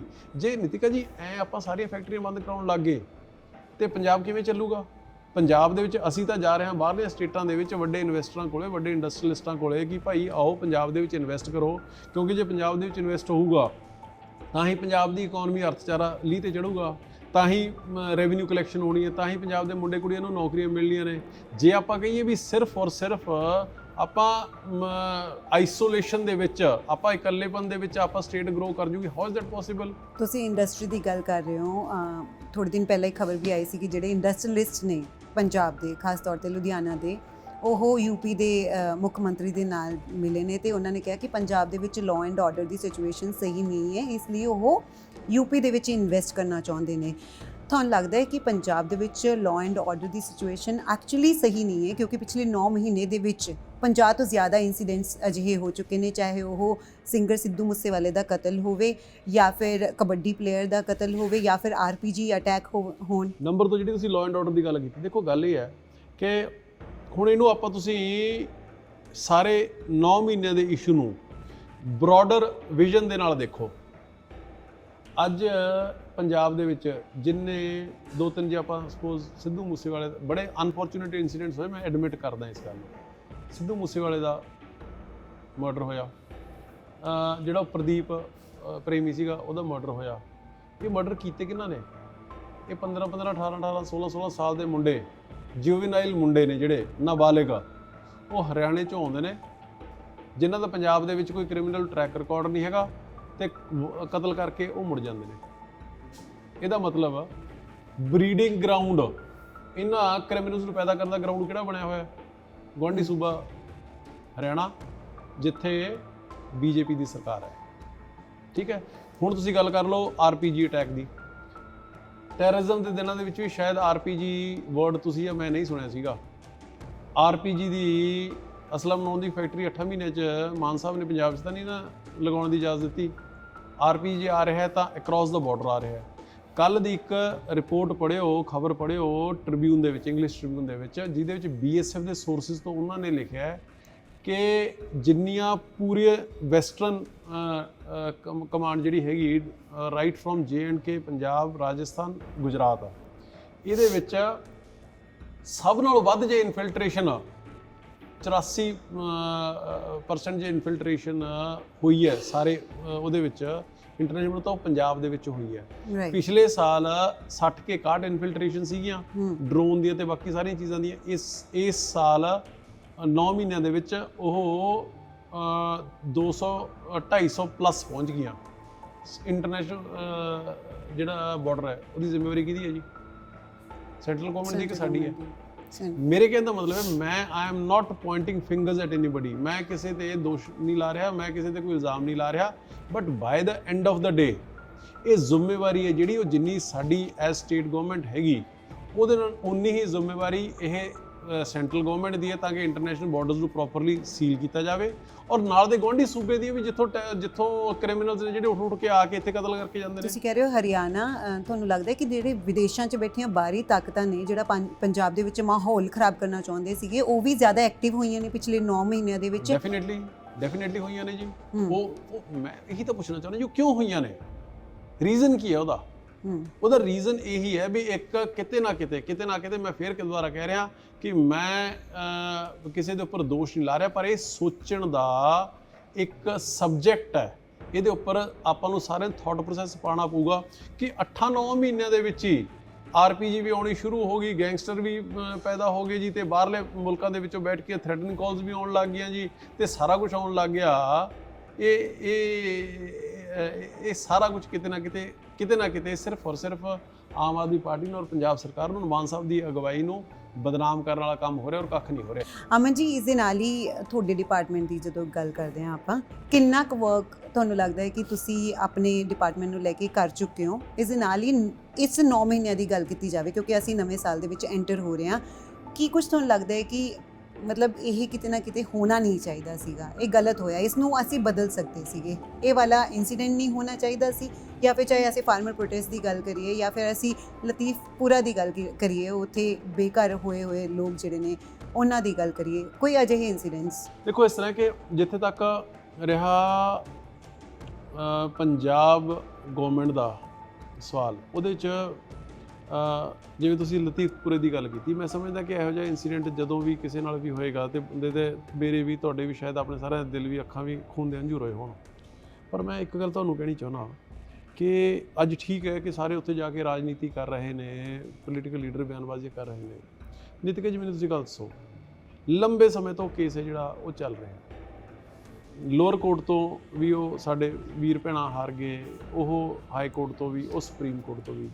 ਕੀ ਇਹਨਾਂ ਪਿਛਲੀਆਂ ਸਰਕਾਰਾਂ ਕਾਂਗਰਸੀ ਅਕਾਲੀ ਜਿਨ੍ਹਾਂ ਨੇ ਇੰਨੇ ਸਾਲ ਰਾਜ ਭਾਗ ਕੀਤਾ, ਜਿਨ੍ਹਾਂ ਨੇ ਸਰਕਾਰੀ ਜ਼ਮੀਨਾਂ ਦੇ ਉੱਪਰ, ਪੰਚਾਇਤੀ ਜ਼ਮੀਨਾਂ ਦੇ ਉੱਪਰ ਆਪ ਕਬਜ਼ੇ ਸੈਂਕੜੇ ਏਕੜਾਂ ਦੇ ਉੱਪਰ ਕਰ ਲਏ, ਕੀ ਇਹਨਾਂ ਤੋਂ ਇੰਨਾ ਵੀ ਨਹੀਂ ਸਰਿਆ ਹੈਗਾ ਕਿ ਉਹਨਾਂ ਵੀਰਾਂ ਭੈਣਾਂ ਦੇ ਨਾਮ ਉਹ ਜ਼ਮੀਨ ਦਾ ਟੋਟਾ ਕਰ ਦਿੱਤਾ ਜਾਂਦਾ? ਕੀ ਇਹਨਾਂ ਤੋਂ ਇੰਨਾ ਵੀ ਨਹੀਂ ਸਰਿਆ ਹੈਗਾ ਕਿ ਜੇ ਉਸ ਪਾਰਟਿਕੂਲਰ ਜ਼ਮੀਨ ਦੇ ਵਿੱਚ ਕੋਈ ਦਿੱਕਤ ਸੀਗੀ ਤੇ ਉਹਨਾਂ ਨੂੰ ਰੀਲੋਕੇਟ ਕਰਕੇ ਕਿਤੇ ਹੋਰ ਵਸਾ ਲਿਆ ਜਾਂਦਾ? ਸਾਰਾ ਕੁਝ ਸੁਪਰੀਮ ਕੋਰਟ ਦੇ ਵਿੱਚ ਹਾਰਨ ਤੋਂ ਮਗਰੋਂ, ਸੁਪਰੀਮ ਕੋਰਟ ਦੇ ਡੰਡੇ ਤੋਂ ਬਾਅਦ, ਜਦੋਂ ਇੰਪਰੂਵਮੈਂਟ ਟਰਸਟ ਉੱਥੇ ਕਾਰਵਾਈ ਕਰਦੀ ਹੈ ਤੇ ਫਿਰ ਸਾਰੇ ਇਸ ਸਵਾਲ ਨੇ ਜਿਹੜੇ ਉਹ ਭਗਵੰਤ ਮਾਨ ਜੀ ਸਰਕਾਰ ਨੂੰ ਕਰਦੇ ਨੇ। ਕੋਈ ਜ਼ਿੰਮੇਵਾਰੀ ਦਾ ਅਹਿਸਾਸ ਹੈ ਇਹਨਾਂ 'ਚ ਕਿ ਨਹੀਂ ਹੈ? ਅਸੀਂ ਫਿਰ ਵੀ ਕਹਿੰਦੇ ਹਾਂ ਕਿ ਉਹ ਸਾਡੇ ਪਰਿਵਾਰ ਦਾ ਹਿੱਸਾ ਨੇ। ਗਵਰਨਮੈਂਟ ਕਹਿ ਚੁੱਕੀ ਕਿ ਤੁਹਾਨੂੰ ਅਸੀਂ ਜਗ੍ਹਾ ਵੀ ਦਿੰਦੇ ਹਾਂ, ਤੁਹਾਨੂੰ ਅਸੀਂ ਬਣਾ ਕੇ ਵੀ ਦਿੰਦੇ ਹਾਂ, but for that does not mean ਕਿ ਇਹ ਲੋਕ ਨੇ ਜਿਹੜੇ ਇਹ ਉੱਥੇ ਰਾਜਨੀਤੀ ਕਰਦੇ ਪਏ। ਇਹ ਇੱਕ ਚੀਜ਼ ਸੀ ਜਿਹੜੀ ਮੈਂ ਸਮਝਦਾ ਕਿ ਨਹੀਂ ਹੋਣੀ ਚਾਹੀਦੀ ਸੀਗੀ। ਦੂਸਰਾ, ਜਿੱਥੇ ਤੱਕ ਪੰਜਾਬ ਦੀ ਜਾਂ ਮੇਰੇ ਡਿਪਾਰਟਮੈਂਟ ਦੀ ਜੇ ਆਪਾਂ ਗੱਲ ਕਰ ਲਈਏ, ਪਿਛਲੇ ਸਮੇਂ ਦੇ ਵਿੱਚ ਸਰਕਾਰਾਂ ਦੀਆਂ, ਲੀਡਰਾਂ ਦੀਆਂ, ਸੰਤਰੀ ਮੰਤਰੀਆਂ ਦੀਆਂ ਆਪਦੀਆਂ ਪੋਲੀਟੀਕਲ ਆਪਦੇ ਫਾਈਨੈਂਸ਼ੀਅਲ ਇੰਟਰਸਟ ਕਰਕੇ ਪੰਜਾਬ ਦੇ ਵਿੱਚ ਇਲੀਗਲ ਕਾਲੋਨੀਆਂ ਦਾ ਇੱਕ ਕੰਕਰੀਟ ਜੰਗਲ ਪੰਜਾਬ ਦੇ ਵਿੱਚ ਖੜਾ ਹੋ ਗਿਆ, ਜਿਹਦੀ ਵਜ੍ਹਾ ਕਰਕੇ ਪਿਛਲੇ ਸਮੇਂ ਦੇ ਵਿੱਚ ਹਾਈ ਕੋਰਟ ਨੇ ਹੀ ਪੰਜਾਬ ਸਰਕਾਰ ਨੂੰ ਬਲਕਿ ਕਿਹਾ ਕਿ ਤੁਸੀਂ ਇੱਕ ਪਾਸੇ ਪਾਪਰਾ ਐਕਟ ਬਣਾ ਰੱਖਿਆ, ਦੂਜੇ ਪਾਸੇ ਉਸੇ ਦੀ ਉਲੰਘਣਾ ਰੈਗੂਲਰਾਈਜੇਸ਼ਨ ਪਾਲਿਸੀ ਦੇ ਨਾਮ ਦੇ ਉੱਪਰ ਕਰਦੇ ਨੇ ਹਰ 2 ਸਾਲਾਂ ਮਗਰੋਂ। ਉਹਦੇ ਕਰਕੇ ਰਜਿਸਟਰੀਆਂ ਨੇ ਜਿਹੜੀਆਂ ਉਹ ਬੰਦ ਵੀ ਹੋਈਆਂ, ਉਹਨਾਂ ਨੂੰ ਅਸੀਂ ਹੱਲ ਕਰਨ ਦੀ ਕੋਸ਼ਿਸ਼ ਵੀ ਕਰ ਰਹੇ ਹਾਂ। ਔਨਲਾਈਨ ਪੋਰਟਲ 4 ਮਹੀਨੇ ਪਹਿਲਾਂ ਚਾਲੂ ਕਰਤਾ ਸੀਗਾ, ਉਹਦੇ ਉੱਪਰ ਤੁਸੀਂ ਆਪਦੇ ਡਾਕੂਮੈਂਟ ਦਿਓ, ਰਜਿਸਟਰੀ ਹੋ ਜਾਂਦੀ ਹੈ। 5800 ਪਿੰਡ ਅਸੀਂ ਡੀਲਿਸਟ ਕਰ ਦਿੱਤਾ, ਜਿਹੜੇ NOC ਦੀ ਜ਼ਰੂਰਤ ਨਹੀਂ ਉਹਨਾਂ ਪਿੰਡਾਂ ਦੇ ਵਿੱਚ। ਇਹ ਸਾਰੇ ਮਸਲੇ ਨੂੰ ਅਸੀਂ ਹੱਲ ਕਰ ਲਾਂ, ਪਰ ਇਹਨੂੰ ਅੱਗੇ ਵਾਸਤੇ ਕਿਵੇਂ ਹੱਲ ਕਰਨ ਦਾ ਸੋਲਿਊਸ਼ਨ ਇਹ ਅਸੀਂ ਕੀਤਾ ਕਿ ਪੂਡਾ ਜਿਹਨੇ ਆਪ ਕਲੋਨੀਆਂ ਕੱਟਣੀਆਂ ਬੰਦ ਹੀ ਕਰਤੀਆਂ ਸੀ ਇੱਕ ਤਰੀਕੇ ਨਾਲ, ਅਸੀਂ ਇਹਨਾਂ 7-8 ਮਹੀਨਿਆਂ ਦੇ ਵਿੱਚ 15 ਨਵੀਆਂ ਟੀਅਰ 2 ਟੀਅਰ 3 ਸਿਟੀਜ਼ ਦੇ ਵਿੱਚ, B ਔਰ C ਕੈਟੇਗਰੀ ਸਿਟੀਜ਼ ਦੇ ਵਿੱਚ, ਛੋਟੇ ਟਾਊਨ ਦੇ ਵਿੱਚ ਅਸੀਂ ਉਹ ਕੱਟ ਰਹੇ ਹਾਂ। ਅਫੋਰਡੇਬਲ ਹਾਊਸਿੰਗ ਪਾਲਿਸੀ ਉਹ ਅਸੀਂ ਬੜੀ ਲੁਕਰੇਟਿਵ ਲਿਆਂਦੀ, ਡਿਵੈਲਪਰਸ ਨਾਲ, ਲੋਕਾਂ ਨਾਲ ਸਲਾਹ ਕਰਕੇ ਉਹਨਾਂ ਦੇ ਵਿੱਚ ਜਾਣ, ਲੋਕ ਡਿਵੈਲਪ ਕਰਨਾ, ਮੋਸਟ ਵੈਲਕਮ। ਇਲੀਗਲ ਕਾਲੋਨੀ ਹੈ ਜਿਹੜੀ, ਉਹ ਮੈਂ ਤੁਹਾਡੇ ਜ਼ਰੀਏ ਕਹਿਣਾ ਚਾਹੁੰਦਾ ਕਿ ਨਾ ਕਿਸੇ ਨੂੰ ਕੱਟਣ ਦੀ ਇਜਾਜ਼ਤ ਦਿੱਤੀ ਜਾਏਗੀ ਤੇ ਨਾ ਹੀ ਕੋਈ ਮੇਰਾ ਵੀਰ ਭੈਣ ਉਹਦੇ ਵਿੱਚ ਕੋਈ ਪਲਾਟ ਖਰੀਦੇ, ਕਿਉਂਕਿ ਬਹੁਤ ਸਾਰੀਆਂ ਐਗਜ਼ਾਮਪਲਾਂ ਸਾਡੇ ਕੋਲ ਇਹੋ ਜਿਹੀਆਂ ਵੀ ਨੇ ਵੀ ਜਿੱਥੇ ਜ਼ਿਮੀਂਦਾਰ ਤੋਂ ਸਿੱਧਾ, ਮੈਂ ਸਾਰੇ ਨਹੀਂ ਕਹਿੰਦਾ ਵੀ ਸਾਰੇ ਨੇ ਗਲਤ ਕੰਮ ਕੀਤਾ, ਬਹੁਤ ਚੰਗਾ ਕੰਮ ਕਰਨ ਵਾਲੇ, ਜਿਹੜੇ 1-2 ਮਾੜਾ ਕੰਮ ਕਰਨ ਵਾਲੇ ਹੁੰਦੇ ਨੇ, ਸਾਰੇ ਸਿਸਟਮ ਨੂੰ ਖਰਾਬ ਕਰ ਦਿੰਦੇ ਨੇ। ਬਹੁਤ ਥਾਵਾਂ 'ਤੇ ਇਹ ਵੀ ਦੇਖਿਆ ਵੀ ਜਿੱਥੇ ਸਪੋਜ਼ ਕਿਤੇ ਅੱਗ ਲੱਗ ਗਈ, ਉੱਥੇ ਫਾਇਰ ਬ੍ਰਿਗੇਡ ਵੀ ਨਹੀਂ ਪਹੁੰਚ ਸਕਦੀ। ਖੇਤਾਂ ਨੂੰ ਰੈਗੂਲਰਾਈਜੇਸ਼ਨ ਪਾਲਿਸੀ ਦੇ ਵਿੱਚ ਲਿਆ ਕੇ ਕਲੋਨੀ ਅਪਰੂਵ ਕਰਾ ਲਿਆ, ਰੈਗੂਲਰਾਈਜ਼ ਕਰਾ ਲਿਆ, ਜ਼ਿਮੀਂਦਾਰ ਤੋਂ ਸਿੱਧਾ ਪਲਾਟ ਹੋਲਡਰ ਦੇ ਨਾਮ ਪਲਾਟ ਕਰਾਤਾ, ਆਪਦਾ ਪ੍ਰੋਫਿਟ ਲੈ ਕੇ ਬਾਹਰ ਨਿਕਲ ਗਏ। ਹੁਣ ਨਾ ਉੱਥੇ ਸੜਕ ਹੈ, ਨਾ ਉੱਥੇ ਸੀਵਰੇਜ ਹੈ, ਨਾ ਉੱਥੇ ਲਾਈਟਾਂ ਨੇ, ਤੇ ਨਾ ਉੱਥੇ ਬੇਸਿਕ ਐਮਿਨਿਟੀਜ਼ ਫੈਸਿਲਿਟੀਜ਼ ਹੈਗੀਆਂ, ਉਹ ਲੋਕ ਸਰਕਾਰ ਦੁਆਲੇ ਹੋ ਜਾਂਦੇ ਨੇ। ਹੁਣ ਇਹੋ ਜਿਹੀਆਂ ਚੀਜ਼ਾਂ ਨੂੰ, ਇਹੋ ਜਿਹੇ ਸਿਸਟਮ ਨੂੰ ਜੇ ਤੁਸੀਂ ਖ਼ਤਮ ਕਰਨਾ ਤੇ ਦੁਬਾਰਾ ਮੁੜ ਕੇ ਗੱਡੀ ਨੂੰ ਲੀਹ 'ਤੇ ਚਾੜਨਾ ਹੈ ਤੇ ਥੋੜ੍ਹੇ ਬਹੁਤ ਕੌੜੇ ਘੁੱਟ ਤਾਂ ਦੇਖੋ ਭਰਨੇ ਪੈਣਗੇ। ਅਸੀਂ ਫਿਰ ਵੀ ਕਹਿੰਦੇ ਹਾਂ ਕਿ ਪਿਛਲੇ ਸਿਸਟਮ ਨੂੰ ਸਾਰੇ ਅਸੀਂ ਰਲ ਮਿਲ ਕੇ ਦਰੁਸਤ ਕਰ ਦਾਂਗੇ, ਪਰ ਅੱਗੇ ਵਾਸਤੇ ਕੋਈ ਲਾਅ ਨੂੰ ਵਾਇਲੇਟ ਨਾ ਕਰੇ। ਕੋਈ ਲਾਅ, ਕੋਈ ਕਾਨੂੰਨ, ਕੋਈ ਪਾਲਿਸੀ ਇਹੋ ਜਿਹੀ ਲੱਗਦੀ ਹੈ ਕਿ ਜਿਹੜੀ ਲੋਕਾਂ ਦੇ ਪੰਜਾਬ ਦੇ ਹਿੱਤ ਦੇ ਵਿੱਚ ਨਹੀਂ ਹੈਗੀ, ਉਹ ਤੁਸੀਂ ਸਾਨੂੰ ਦੱਸੋ, ਅਸੀਂ ਉਹ ਲਾਅ ਚੇਂਜ, ਉਹ ਪਾਲਿਸੀ ਚੇਂਜ ਕਰ ਦਾਂਗੇ। ਪਰ ਲਾਅ ਨਾਲ ਖਿਲਵਾੜ ਹੈ ਜਿਹੜਾ, ਕਾਨੂੰਨ ਨਾਲ ਖਿਲਵਾੜ ਹੈ ਜਿਹੜਾ, ਉਹ ਨਹੀਂ। ਤੁਸੀਂ ਸੁਧਾਰ ਤਾਂ ਕਰ ਰਹੇ ਹੋ, ਤੁਸੀਂ ਕਹਿ ਰਹੇ ਹੋ, ਪਰ ਤੁਹਾਨੂੰ ਲੱਗਦਾ ਕਿ ਲੋਕਾਂ ਨੂੰ ਹੁਣ ਮੁਸ਼ਕਲਾਂ ਆ ਰਹੀਆਂ ਨੇ NOC ਵਗੈਰਾ ਲੈਣ 'ਚ? ਮੁਸ਼ਕਿਲਾਂ ਤਾਂ ਜਿਨ੍ਹਾਂ ਨੇ ਇਲੀਗਲ ਕਾਲੋਨੀਜ਼ ਦੇ ਵਿੱਚ, ਅਨਅਪਰੂਵਡ ਕਾਲੋਨੀਜ਼ ਦੇ ਵਿੱਚ ਜਗ੍ਹਾ ਲਈ ਹੈ, ਉਹ ਆ ਹੀ ਰਹੀਆਂ ਨੇ ਜੀ ਉਹਨਾਂ ਨੇ। ਹੁਣ ਜਿੱਥੇ ਕੋਈ ਅਗਲੇ ਨੇ ਨਾ ਕੋਈ ਸਰਕਾਰ ਤੋਂ ਪਰਮਿਸ਼ਨ ਲਈ ਹੈ, ਨਾ ਕੋਈ ਸਰਕਾਰ ਦੀ ਫੀਸ ਭਰੀ ਹੈ, ਨਾ ਉੱਥੇ ਬੇਸਿਕ ਇਨਫਰਾਸਟ੍ਰਕਚਰ ਖੜਾ ਕੀਤਾ ਹੈ, ਤੇ ਮੁਸ਼ਕਿਲ ਤਾਂ ਉਹਨਾਂ ਨੂੰ ਆ ਹੀ ਰਹੀ ਹੋਏਗੀ। ਪਰ ਮੈਂ ਉਹਨਾਂ ਨੂੰ ਇਹ ਵੀ ਕਹੂੰਗਾ ਕਿ ਆਪਾਂ ਖੜੇ ਹੋਏ ਖੇਤ ਦੇ ਵਿੱਚ ਜੇ ਕੋਈ ਸਾਥੀ ਉਹਨੂੰ ਕਲੋਨੀ ਸਮਝ ਕੇ ਪਲਾਟ ਲੈ ਰਿਹਾ ਤੇ ਦਿੱਕਤ ਆਉਣੀ ਹੈ ਫਿਰ। ਪਰ ਉਹ ਵੀ by the end of the day ਅਸੀਂ ਕਮਿਟਡ ਆ, ਉਹ ਵੀ ਹੱਲ ਹੈ ਜਿਹੜਾ ਅਸੀਂ ਕਿਸੇ ਨਾ ਕਿਸੇ ਤਰੀਕੇ ਕਰ ਦਾਂਗੇ। ਪਰ ਕਿਰਪਾ ਕਰਕੇ ਮੇਰੀ ਹੱਥ ਬੰਨ੍ਹ ਕੇ ਬੇਨਤੀ ਹੈ ਕਿ ਇਹੋ ਜਿਹੇ ਕੰਮਾਂ ਦੇ ਵਿੱਚ ਅੱਗੇ ਨੂੰ ਨਾ ਪਾਓ। ਸਮਾਰਟ ਸਿਟੀ ਬਣਾਉਣ ਦੀ ਗੱਲ ਕੀਤੀ ਜਾਵੇ, ਕਿਹੜੀ ਸਿਟੀਜ਼ ਜਿਹੜੀਆਂ ਨੇ ਉਸ ਦੇ ਕੰਮ ਜਿਹੜਾ ਉਹ ਚੱਲ ਰਿਹਾ? ਕਿਉਂਕਿ ਅੰਮ੍ਰਿਤਸਰ ਦੀ ਗੱਲ ਕੀਤੀ ਜਾਵੇ, ਲੁਧਿਆਣਾ, ਮੋਹਾਲੀ, ਅੱਜ ਕੱਲ੍ਹ ਇੰਨਾ ਜ਼ਿਆਦਾ ਟ੍ਰੈਫਿਕ ਹੋ ਗਿਆ ਕਿ ਉੱਥੋਂ ਜਾਣਾ, ਯਾਨੀ ਕਿ ਹਰ ਕੋਈ ਕਹਿੰਦਾ ਕਿ ਬਾਹਰ ਦਾ ਕੋਈ ਰੂਟ ਜਿਹੜਾ ਹੈ ਉਹ ਦੇਖ ਲਓ। ਚੰਡੀਗੜ੍ਹ ਤੋਂ ਮੋਹਾਲੀ ਦੀ ਗੱਲ ਕੀਤੀ ਜਾਵੇ, ਮਹਿਜ਼ 10 ਤੋਂ 15 ਕਿਲੋਮੀਟਰ ਦੂਰ ਨੇ, ਪਰ ਇੱਕ ਘੰਟਾ ਕਈ ਵਾਰ ਲੱਗ ਜਾਂਦਾ ਹੈ। ਮੈਟਰੋ ਨੂੰ ਲੈ ਕੇ ਵੀ ਕੋਈ ਪਲੈਨਿੰਗ ਚੱਲ ਰਹੀ ਹੈ? ਹੁਣ ਜਿੱਦਾਂ ਕਰਿਆ ਤੁਸੀਂ ਵੀ ਕਿਹੜੇ ਸਿਟੀ, ਸਾਰੇ ਪੰਜਾਬ ਦੇ ਉੱਪਰ ਵੀ ਸਾਡਾ ਫੋਕਸ ਹੈ ਜਿਹੜਾ ਉਹ ਚੱਲ ਰਿਹਾ। ਤਕਰੀਬਨ 50% ਸ਼ਹਿਰਾਂ ਦਾ ਹਜੇ ਤੱਕ ਮਾਸਟਰ ਪਲਾਨ ਹੀ ਨਹੀਂ ਬਣਿਆ ਸੀਗਾ, ਜਿਹੜਾ ਅਸੀਂ ਆਰਡਰ ਕਰ ਰੱਖਿਆ, ਤੇ ਡੇਢ ਸਾਲ ਦੇ ਵਿੱਚ ਉਹ ਮਾਸਟਰ ਪਲਾਨ ਹੈ ਜਿਹੜਾ ਉਹ ਕੰਪਲੀਟ ਹੋ ਜਾਏਗਾ। ਨੰਬਰ 1। ਨੰਬਰ 2, ਅਸੀਂ ਆਪਦੀਆਂ ਕਾਲੋਨੀਜ਼ ਵੀ ਡਿਵੈਲਪ ਕਰ ਰਹੇ ਹਾਂ। ਨੰਬਰ 3, ਜਿਹੜੀ ਤੁਸੀਂ ਗੱਲ ਕੀਤੀ ਅੰਮ੍ਰਿਤਸਰ, ਲੁਧਿਆਣਾ ਔਰ ਮੋਹਾਲੀ ਦੀ, ਇਹ CM ਸਾਹਿਬ ਦਾ ਆਪਣਾ ਉਹਨਾਂ ਦੀ ਵਿਜ਼ਨ ਹੈ, ਉਹਨਾਂ ਦਾ ਡ੍ਰੀਮ ਪ੍ਰੋਜੈਕਟ ਹੈ ਕਿ ਕਿਉਂਕਿ ਮੋਹਾਲੀ ਪੰਜਾਬ ਦੀ ਸ਼ੋਕੇਸ ਵਿੰਡੋ ਹੈ, ਹਰਿਆਣਾ ਜਿਹੜਾ ਤੁਹਾਡਾ ਲੁਧਿਆਣਾ, ਇਹ ਇੰਡਸਟਰੀਅਲ ਟਾਊਨ ਵੀ ਹੈ ਔਰ ਬਹੁਤ ਜ਼ਿਆਦਾ ਕੰਜੈਸਟਡ ਹੋ ਚੁੱਕਿਆ। ਥਰਡਲੀ ਅੰਮ੍ਰਿਤਸਰ ਗੁਰੂ ਨਗਰੀ ਹੈ। ਇਹਨਾਂ ਦੇ ਉੱਪਰ ਅਸੀਂ ਟ੍ਰੈਫਿਕ ਨੂੰ ਈਜ਼ ਆਊਟ ਕਰਨ ਦੇ ਲਈ ਅਸੀਂ ਮੈਟਰੋ ਦੀ ਜਿਹੜੀ ਫੀਜ਼ੀਬਿਲਿਟੀ ਸਟੱਡੀ ਹੈ ਉਹ ਅਸੀਂ ਟਰਾਈ ਕਰ ਰਹੇ ਹਾਂ ਕਿ ਰਾਈਟਸ ਇੱਕ ਆਰਗੇਨਾਈਜੇਸ਼ਨ ਹੈ ਸੈਂਟਰਲ ਗਵਰਨਮੈਂਟ ਦੀ, ਉਹਦੇ ਉੱਪਰੋਂ ਸਾਡਾ ਡਿਪਾਰਟਮੈਂਟ ਲਿਖ ਰਿਹਾ ਹੈ। ਜੇ ਉਹਨਾਂ ਦੀ ਫੀਜ਼ੀਬਿਲਿਟੀ ਰਿਪੋਰਟ ਉਹਨੂੰ ਓਕੇ ਕਰ ਦਿੰਦੀ ਹੈ, then we'll surely go ahead for that। 2022 ਨੂੰ ਆਪਾਂ ਅਲਵਿਦਾ ਕਹਿ ਰਹੇ ਹਾਂ, 2023 ਦੇ ਵਿੱਚ ਐਂਟਰ ਹੋ ਰਹੇ ਹਾਂ। ਅਫੋਰਡੇਬਲ ਹਾਊਸਿਸ ਦੀ ਗੱਲ ਚੱਲ ਰਹੀ ਹੈ ਕਿ ਲਤੀਫਪੁਰਾ ਦੇ ਜਿਹੜੇ ਲੋਕ ਨੇ ਜਿਹੜੇ ਬੇਘਰ ਹੋਏ ਹੋਏ ਨੇ, ਕਿਉਂਕਿ ਠੰਡ ਦਾ ਮੌਸਮ ਹੈ, 4-5 ਡਿਗਰੀ ਵੀ ਟੈਂਪਰੇਚਰ ਚਲਾ ਜਾਂਦਾ ਹੈ, ਕਿ ਉਹਨਾਂ ਲਈ ਜਲਦ ਤੋਂ ਜਲਦ ਕੋਈ ਨਾ ਕੋਈ ਫੈਸਿਲਿਟੀ ਦਿੱਤੀ ਜਾਏ। ਗਵਰਨਮੈਂਟ ਤਾਂ ਪਹਿਲੇ ਕਹਿ ਚੁੱਕੀ, CM ਸਾਹਿਬ ਵੀ ਕਹਿ ਚੁੱਕੇ ਕਿ ਉਹਨਾਂ ਨੂੰ ਜੋ ਜਗ੍ਹਾ ਜਾਂ ਬਣਾਉਣ ਕੇ ਦੇਣ ਦਾ ਕੰਮ ਹੈ ਉਹ ਅਸੀਂ we are ready for that, ਅਸੀਂ ਆਫਰ ਵੀ ਕੀਤਾ ਹੈ। ਠੀਕ ਹੈ, ਦੇ ਸ਼ੁੱਡ ਕਮ ਫਾਰਵਰਡ। ਇਕੱਲੇ ਉਹ ਕੀ, ਅਸੀਂ EWS ਪਾਲਿਸੀ ਜਿਹੜੀ ਇਕਨੋਮਿਕਲੀ ਵੀਕਰ ਸੈਕਸ਼ਨ ਦੇ ਲਈ ਅਸੀਂ 15,000 ਹਾਊਸਿਸ ਨੇ ਜਿਹੜੇ ਉਹ ਬੜੀ ਜਲਦੀ ਹੀ ਫਸਟ ਫੇਜ਼ ਦੇ ਵਿੱਚ CM ਸਾਹਿਬ ਲਾਂਚ ਕਰਨ ਜਾ ਰਹੇ ਨੇ, ਇਹਦੇ ਉੱਪਰ ਕੰਮ ਚੱਲ ਰਿਹਾ ਹੈ। ਸੋ ਲਤੀਫਪੁਰੇ ਵਾਲੇ ਸਾਥੀ ਕਿਸ ਤਰ੍ਹਾਂ ਸਾਰੇ ਪੰਜਾਬ ਦੇ ਜਿਹੜੇ ਸਾਥੀ ਕੋਈ ਬੇਘਰ ਹੈ ਜਾਂ ਕੋਈ ਇਕਨੋਮਿਕਲੀ ਵੀਕਰ ਸੈਕਸ਼ਨ, ਉਹਨਾਂ ਦੀ ਬਾਂਹ ਫੜਨ ਦੇ ਲਈ ਤਿਆਰ ਬੈਠੇ ਆ। ਅਗਲੇ ਸਾਲ ਦੀ ਗੱਲ ਕੀਤੀ ਜਾਵੇ, ਕਿਉਂਕਿ 2023 ਦੇ ਵਿੱਚ ਐਂਟਰ ਹੋ ਰਹੇ ਹਾਂ, ਕੀ ਕੁਝ ਜਿਹੜਾ ਹੈ ਰੋਡ ਮੈਪ ਤਿਆਰ ਕੀਤਾ ਹੋਇਆ ਹੈ ਆਮ ਆਦਮੀ ਪਾਰਟੀ ਨੇ, ਪੰਜਾਬ ਸਰਕਾਰ ਨੇ? ਦੇਖੋ, ਜਿਵੇਂ ਮੈਂ ਤੁਹਾਨੂੰ ਪਹਿਲਾਂ ਕਿਹਾ, ਸਾਰੇ ਪੰਜਾਬ ਦੇ ਵਿੱਚ ਪੰਜਾਬ ਸਰਕਾਰ ਦੇ ਕੀ ਵਿਊ ਪੁਆਇੰਟ ਹੈ, ਇਹ ਤਾਂ ਤੁਹਾਨੂੰ ਮਾਨ ਸਾਹਿਬ ਵੀ ਬਿਹਤਰ ਦੱਸ ਸਕਦੇ ਨੇ। ਤੁਹਾਨੂੰ ਉਹਨਾਂ ਦੇ ਇੰਟਰਵਿਊ ਉਹਨਾਂ ਨਾਲ ਕਰਨੀ ਪੈਣੀ ਇੱਕ ਦਿਨ, ਪਰ ਮੈਂ ਤੁਹਾਨੂੰ ਆਪਣੇ ਡਿਪਾਰਟਮੈਂਟ ਦੇ ਨੇ ਜਿਹੜੇ ਉਹ ਬ੍ਰੌਡਲੀ ਦੱਸ ਦਿੱਤੇ ਨੇ। ਬਟ ਹਾਂ, ਡੈਫੀਨੇਟਲੀ ਯੈਸ, ਆਉਣ ਵਾਲੇ ਸਮੇਂ ਦੇ ਵਿੱਚ ਕਈ ਵੱਡੇ ਪਲਾਨਸ ਨੇ ਜਿਹੜੇ ਆਫ ਡਿਫਰੈਂਟ ਡਿਪਾਰਟਮੈਂਟਸ, ਉਹ CM ਸਾਹਿਬ ਦੇ ਧਿਆਨ ਦੇ, ਜਿਨ੍ਹਾਂ 'ਤੇ ਹੋਮਵਰਕ ਹੈ ਜਿਹੜਾ ਲੰਬੇ ਸਮੇਂ ਤੋਂ ਚੱਲ ਰਿਹਾ ਹੈ, ਤੇ ਉਹ ਵੀ ਪੰਜਾਬ ਦੇ ਲੋਕਾਂ ਨੂੰ ਦੇਖਣ ਨੂੰ ਮਿਲੇਗਾ। ਤੁਸੀਂ ਕਹਿ ਰਹੇ ਹੋ ਕਿ 4 ਗਾਰੰਟੀਆਂ ਅਸੀਂ ਆਲਮੋਸਟ ਪੂਰੀ ਕਰ ਚੁੱਕੇ ਹਾਂ, ਪਰ ਜਿਹੜੀ 5ਵੀਂ ਗਾਰੰਟੀ ਹੈ, ਕਿਉਂਕਿ ਪੰਜਾਬ ਦੀਆਂ ਜਿਹੜੀਆਂ ਮਹਿਲਾਵਾਂ ਨੇ ਉਹ ਤੁਹਾਡੇ ਵੱਲ ਦੇਖ ਰਹੀਆਂ ਨੇ, ਤਾਂ ਕਦੋਂ ਤੱਕ ਜਿਹੜਾ ਇਹ ਵਾਅਦਾ ਹੈ, ਇਹ ਗਾਰੰਟੀ ਹੈ, ਉਹ ਪੂਰੀ ਹੋ ਸਕਦੀ ਹੈ? ਦੇਖੋ, ਇਹ ਤੁਹਾਨੂੰ ਮੈਂ ਟਾਈਮ ਲਾਈਨ ਤਾਂ ਨਹੀਂ ਕੋਈ ਦੇ ਸਕਦਾ, ਕਿਉਂਕਿ ਇਹਦੇ ਬਾਰੇ ਅਮਨ ਅਰੋੜ, ਮੈਂ ਤਾਂ ਚਾਹੁੰਦਾ ਜੀ ਕਿ ਸਵੇਰ ਤੋਂ ਮਿਲਣੇ ਸ਼ੁਰੂ ਹੋ ਜਾਣ, ਪਰ ਮੇਰੇ ਚਾਹਣ ਨਾਲ ਕੁਛ ਨਹੀਂ ਨਾ ਹੋਣਾ। ਉਹ ਜਦੋਂ ਸਰਕਾਰ ਦੀ ਫਾਈਨੈਂਸ਼ੀਅਲ ਪੋਜੀਸ਼ਨ ਅਲਾਓ ਕਰੇਗੀ ਉਹ ਉਦੋਂ ਹੋਏਗਾ। ਔਰ ਇਹਦੇ ਬਾਰੇ ਜਿਹੜਾ ਡਿਸੀਜਨ ਹੈ ਉਹ CM ਸਾਹਿਬ ਨੇ, FM ਨੇ, ਸਾਰੀ ਕੈਬਨਿਟ ਨੇ, ਉਹ ਕਲੈਕਟਿਵਲੀ ਬੈਠ ਕੇ ਲੈਣਾ ਹੈ।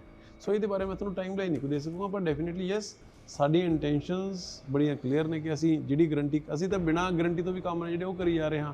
ਪਰ ਹੁਣ ਪੈਸਾ ਹੈ ਜਿਹੜਾ, ਉਹ ਪੈਸੇ ਦਾ ਕੰਮ ਤਾਂ ਪੈਸੇ ਨੇ ਕਰਨਾ। ਜੇ ਇੱਕ ਪਾਸੇ ਆਉਣੇ ਸ਼ੁਰੂ ਹੋਣਗੇ, ਤੁਹਾਡੀ ਪੋਜੀਸ਼ਨ ਈਜ਼ ਆਊਟ ਹੋਏਗੀ, ਉਹ ਫੇਰ ਹੀ ਸ਼ੁਰੂ ਹੋਏਗਾ। ਪਰ we are committed to give it no issues in that. ਬਦਲਾਅ ਜਿਹੜਾ ਆ ਰਿਹਾ ਹੈ ਰਾਜਨੀਤੀ ਲੈਵਲ ਤੇ ਵੀ ਉਸ ਦਾ ਬਦਲਾਅ ਦੇਖਣ ਨੂੰ ਮਿਲ ਰਿਹਾ ਹੈ ਨਹੀਂ, ਕਿਉਂਕਿ ਹਮੇਸ਼ਾ ਤੋਂ ਇਹ ਕਿਹਾ ਜਾਂਦਾ ਹੈ ਕਿ ਪੰਜਾਬ ਦੇ ਵਿੱਚ ਬਦਲਾਖੋਰੀ ਦੀ ਰਾਜਨੀਤੀ ਜਿਹੜੀ ਹੈ ਉਹ ਹੁੰਦੀ ਆਈ ਹੈ। ਜਦੋਂ ਵੀ ਕੋਈ ਵੀ ਪਾਰਟੀ ਸੱਤਾ ਦੇ ਵਿੱਚ ਆਈ ਹੈ ਉਹ ਦੂਸਰੀ ਪਾਰਟੀ ਦੇ ਜਿਹੜੇ ਲੀਡਰਸ ਨੇ ਉਹਨਾਂ ਤੇ ਜ਼ਰੂਰ ਕਿਸੇ ਨਾ ਕਿਸੇ ਤਰ੍ਹਾਂ ਸ਼ਿਕੰਜਾ ਕੱਸਦੀ ਹੈ। ਹੁਣ ਆਮ ਆਦਮੀ ਪਾਰਟੀ ਤੇ ਲਗਾਤਾਰ ਇਹ ਆਰੋਪ ਲੱਗ ਰਹੇ ਨੇ ਕਿ ਕਾਂਗਰਸ ਦੇ ਜਿਹੜੇ ਲੀਡਰਸ ਨੇ ਜਾਂ ਫਿਰ ਦੂਸਰੀ ਪਾਰਟੀਆਂ ਦੇ ਜਿਹੜੇ ਲੀਡਰਸ ਨੇ ਉਹਨਾਂ ਤੇ ਲਗਾਤਾਰ ਕਾਰਵਾਈਆਂ ਹੋ ਰਹੀਆਂ ਨੇ। ਸਾਬਕਾ ਮੁੱਖ ਮੰਤਰੀ ਚਰਨਜੀਤ ਸਿੰਘ ਚੰਨੀ ਉਹਨਾਂ ਨੇ ਡੇਲੀ ਪੋਸਟ ਪੰਜਾਬ, ਹਰਿਆਣਾ, ਹਿਮਾਚਲ ਤੇ ਆਪਣਾ ਬਿਆਨ ਜਿਹੜਾ ਹੈ ਦਿੱਤਾ ਹੈ ਕਿ ਮੈਨੂੰ ਪਤਾ ਸੀ ਜਦੋਂ ਮੈਂ ਵਾਪਸ ਆਊਂਗਾ ਤਾਂ ਮੈਨੂੰ ਅੰਦਰ ਦੇਣ ਦੀ ਤਿਆਰੀ ਜਿਹੜੀ ਹੈ ਉਹ ਕੀਤੀ ਜਾਏਗੀ। ਹੁਣ ਉਹਨਾਂ ਤੇ ਇਹ ਇਲਜ਼ਾਮ ਲਗਾਏ ਜਾ ਰਹੇ ਨੇ ਕਿ ਉਹਨਾਂ ਨੇ ਫੰਡਸ ਜਿਹੜੇ ਨੇ ਆਪਣੇ ਬੇਟੇ ਦੇ, ਜਿਹੜੇ ਸਰਕਾਰੀ ਫੰਡਸ ਨੇ, ਉਹ ਆਪਣੇ ਬੇਟੇ ਦੇ ਵਿਆਹ ਤੇ ਲਗਾਏ।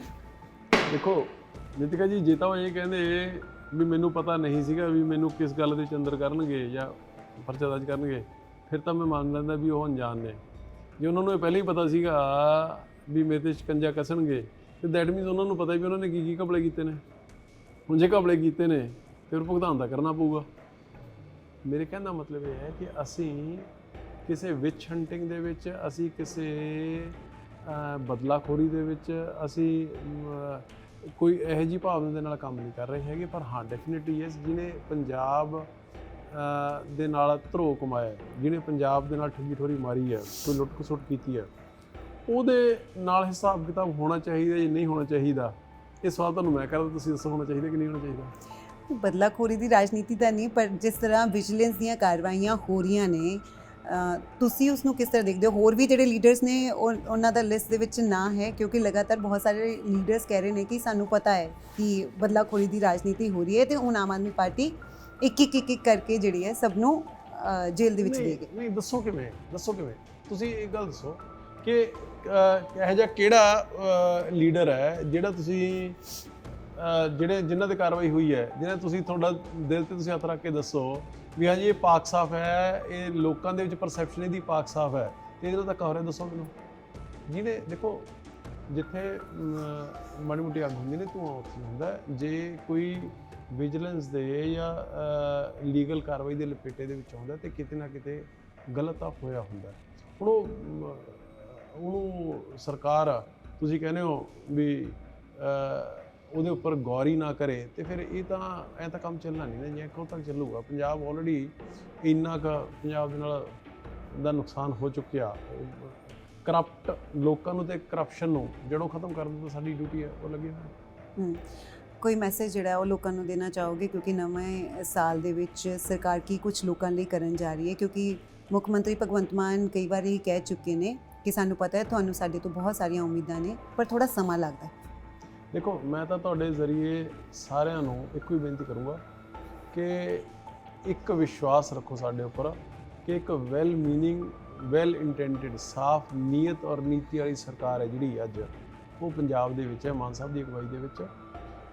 ਕਈ ਮਸਲਿਆਂ ਨੂੰ ਹੱਲ ਕਰਨ ਵਿੱਚ ਸਮਾਂ ਜ਼ਰੂਰ ਲੱਗ ਸਕਦਾ, ਪਰ ਉਹ ਇਕੱਲਿਆਂ ਵੀ ਸਾਡੇ ਤੋਂ ਹੱਲ ਨਹੀਂ ਹੋਣੇ ਹੈਗੇ। ਹੁਣ ਜਿਵੇਂ ਉਹ ਗੱਲ ਪਹਿਲਾਂ ਜਿੱਥੋਂ ਸ਼ੁਰੂ ਕੀਤੀ ਸੀਗੀ, ਜਦੋਂ ਤੱਕ 3 ਕਰੋੜ ਪੰਜਾਬੀਆਂ ਦਾ ਸਾਥ ਨਹੀਂ ਮਿਲੂਗਾ ਉਦੋਂ ਤੱਕ ਇਹ ਚੀਜ਼ਾਂ ਸੰਭਵ ਨਹੀਂ ਹੁੰਦੀਆਂ ਹੈਗੀਆਂ। ਜਿਹੜੀ ਇੱਕ ਅਨਵਾਂਟਡ ਜਿਹੜੇ ਕੋਈ ਪ੍ਰੋਟੈਸਟ ਨੇ, ਅਸੀਂ ਵੀ ਪ੍ਰੋਟੈਸਟੋਂ ਨਿਕਲ ਕੇ ਆਏ ਹਾਂ। ਪ੍ਰੋਟੈਸਟ ਮੈਂ ਦੁਬਾਰਾ ਰਿਪੀਟ ਕਰਦਾ, ਉੱਥੇ ਹੁੰਦੇ ਨੇ ਜਿੱਥੇ ਸਰਕਾਰਾਂ ਸੁਣਵਾਈ ਨਾ ਕਰਨ, ਜਿੱਥੇ ਅੱਧੇ ਬੋਲ ਦੇ ਉੱਪਰ ਮੁੱਖ ਮੰਤਰੀ ਮੀਟਿੰਗ ਕਰਦੇ ਹੋਣ, ਮਸਲੇ ਹੱਲ ਕਰਨ ਦੀ ਕੋਸ਼ਿਸ਼ ਕਰਦੇ ਹੋਣ, ਉੱਥੇ ਫਿਰ ਆਪਾਂ ਇਹੋ ਜਿਹਾ ਮਾਹੌਲ ਕ੍ਰੀਏਟ ਕਰੀਏ। ਉਸ ਚੀਜ਼ ਤੋਂ ਇੱਕ ਅੱਜ ਗੁਰੇਜ਼ ਕਰਨ ਦੀ ਲੋੜ ਹੈ। ਸਿਰਫ ਜਿਹੜੇ ਪ੍ਰੋਟੈਸਟਰਸ ਨੇ ਉਹਨਾਂ ਦੇ ਇੰਟਰਸਟ ਨੇ, ਠੀਕ ਹੈ, ਉਹਨਾਂ ਨੂੰ ਲੜਾਈ ਲੜਨੀ ਚਾਹੀਦੀ ਹੈ, ਪਰ ਉਹਨਾਂ ਤੋਂ ਇਲਾਵਾ ਜਿਹੜੇ ਲੋਕ ਪ੍ਰੋਟੈਸਟ ਨਹੀਂ ਕਰ ਰਹੇ ਹੈਗੇ, ਕੋਈ ਦੁਕਾਨ ਤੇ ਸੇਲਸਮੈਨ ਦਾ ਕੰਮ ਕਰ ਰਿਹਾ ਹੈ, ਕੋਈ ਵਾਹੀ ਦਾ ਕੰਮ ਕਰ ਰਿਹਾ ਹੈ, ਕੋਈ ਕਿਸੇ ਨਾਲ ਸੀਰੀ ਰਲਿਆ ਹੋਇਆ ਹੈ, ਕੋਈ ਲੜਕੀ ਕਿਤੇ ਕਾਲ ਸੈਂਟਰ ਦੇ ਵਿੱਚ ਕੰਮ ਕਰਦੀ ਹੈ, ਕੋਈ ਬੱਸ ਤੇ ਕੰਡਕਟਰੀ ਕਰਦਾ ਹੈ, ਉਹਨਾਂ ਲੋਕਾਂ ਦੇ ਰਾਈਟ ਨਹੀਂ ਹੈਗੇ ਜੀ। ਉਹਨਾਂ ਲੋਕਾਂ ਦੀ ਵੀ ਰਾਈਟ ਹੈਗੇ। ਆਪਾਂ ਨੂੰ ਸਾਰੇ ਪੰਜਾਬ ਦਾ ਸੋਚਣਾ ਪੈਣਾ। ਸਿਰਫ ਔਰ ਸਿਰਫ ਹਰੇਕ ਗੱਲ ਦੇ ਵਿੱਚ ਆਪਾਂ ਸਰਕਾਰ ਦੇ ਅਗੇਂਸਟ ਪ੍ਰੋਟੈਸਟ ਕਰਕੇ ਇਹਦੇ ਨਾਲ ਮਾਹੌਲ ਤਾਂ ਖਰਾਬ ਹੁੰਦਾ। ਇੱਕ ਜਿਹੜਾ ਕਹਿੰਦੇ ਨੇ ਵੀ ਬੈਡ ਬਲੱਡ ਹੈ ਜਿਹੜਾ ਉਹ ਫੈਲਦਾ, ਹੋਰ ਤਾਂ ਕੁਝ ਨਹੀਂ ਹੁੰਦਾ ਹੈਗਾ। ਤੁਸੀਂ ਕਹਿ ਰਹੇ ਹੋ ਕਿ ਸਾਰੇ ਮਸਲੇ ਹੱਲ ਕਰਾਂਗੇ। ਚੰਨੀ ਜੀ ਨੇ ਵੀ ਇਹੀ ਕਿਹਾ ਸੀਗਾ ਕਿ ਸਾਰੇ ਮਸਲੇ ਜਿਹੜੇ ਆ ਉਹ ਚੰਨੀ ਜੀ ਹੱਲ ਕਰ ਰਹੇ ਨੇ, ਪਰ ਫਿਰ ਵੀ ਫਿਰ ਉਹਨਾਂ ਨੇ ਦੇਖੋ ਮਸਲੇ ਹੱਲ ਤਾਂ ਕਰਤੇ। ਉਹਨਾਂ ਨੇ ਲੋਕਾਂ ਨੂੰ ਮੰਜਾ ਬੁਣਨਾ ਸਿਖਾਤਾ, ਉਹਨਾਂ ਨੇ ਬੱਕਰੀ ਦੀ ਧਾਰ ਕੱਢਣੀ ਸਿਖਾਤੀ, ਉਹਨਾਂ ਨੇ ਲੋਕਾਂ ਨੂੰ ਟੈਂਟ ਲਾਉਣਾ ਸਿਖਾਤਾ, ਉਹਨਾਂ ਨੇ ਮਾਈਕ ਸੈੱਟ ਕਰਨਾ ਸਿਖਾਤਾ, ਉਹਨਾਂ ਨੇ ਭੰਗੜਾ ਪਾਉਣਾ ਸਿਖਾਤਾ, ਉਹਨਾਂ ਨੇ 2-2 ਥਾਵਾਂ ਤੋਂ ਜ਼ਮਾਨਤ ਕਿਵੇਂ ਜ਼ਬਤ ਕਰਾਉਣੀ ਹੈ ਉਹ ਸਿਖਾਤਾ ਦਿੱਤਾ ਉਹਨਾਂ ਨੇ ਸਾਰਾ ਕੁਝ। ਬਹੁਤ ਬਹੁਤ ਧੰਨਵਾਦ ਅਮਨ ਜੀ। Thank you. ਅਮਨ ਜੀ ਵੱਲੋਂ ਸਾਫ਼ ਤੌਰ ਤੇ ਕਿਹਾ ਗਿਆ ਕਿ ਜਿੰਨੀਆਂ ਅਸੀਂ ਗਾਰੰਟੀਆਂ ਦਿੱਤੀਆਂ ਸੀ ਉਹਦੇ ਵਿੱਚੋਂ 4 ਅਸੀਂ ਆਲਮੋਸਟ ਪੂਰੀਆਂ ਕਰ ਚੁੱਕੇ ਹਾਂ, ਉਸ 'ਤੇ ਕੰਮ ਵੀ ਚੱਲ ਰਿਹਾ। 5ਵੀਂ 'ਤੇ ਅਸੀਂ ਜ਼ਰੂਰ ਹਲੇ ਫਿਲਹਾਲ ਸਮਾਂ ਲੈ ਰਹੇ ਹਾਂ ਕਿਉਂਕਿ ਫੰਡਸ ਜਿਹੜੇ ਨੇ ਉਹ ਹਲੇ ਸਰਕਾਰ ਕੋਲ ਘੱਟ ਨੇ, ਪਰ ਉਹਨਾਂ ਵੱਲੋਂ ਕਿਹਾ ਜਾ ਰਿਹਾ ਹੈ ਕਿ ਗਾਰੰਟੀਆਂ ਤੋਂ ਬਿਨਾਂ ਹੋਰ ਵੀ ਬਹੁਤ ਸਾਰੇ ਮਸਲੇ ਨੇ ਜਿਸ ਨੂੰ ਸਰਕਾਰ ਹੱਲ ਕਰ ਰਹੀ ਹੈ, ਅਤੇ ਉਹਨਾਂ ਦਾ ਕਹਿਣਾ ਹੈ ਕਿ 2023 ਦੇ ਵਿੱਚ ਵੀ ਬਹੁਤ ਸਾਰੇ ਕਦਮ ਜਿਹੜੇ ਹੈ ਉਹ ਲੋਕਾਂ ਦੇ ਹੱਕ ਦੇ ਵਿੱਚ ਉਹ ਚੁੱਕੇ ਜਾਣਗੇ। ਕੈਮਰਾਮੈਨ ਨਿਸ਼ਾਨ ਦੇ ਨਾਲ ਨਿਤਿਕਾ ਮਹੇਸ਼ਵਰੀ, ਡੇਲੀ ਪੋਸਟ, ਪੰਜਾਬ ਹਰਿਆਣਾ ਹਿਮਾਚਲ।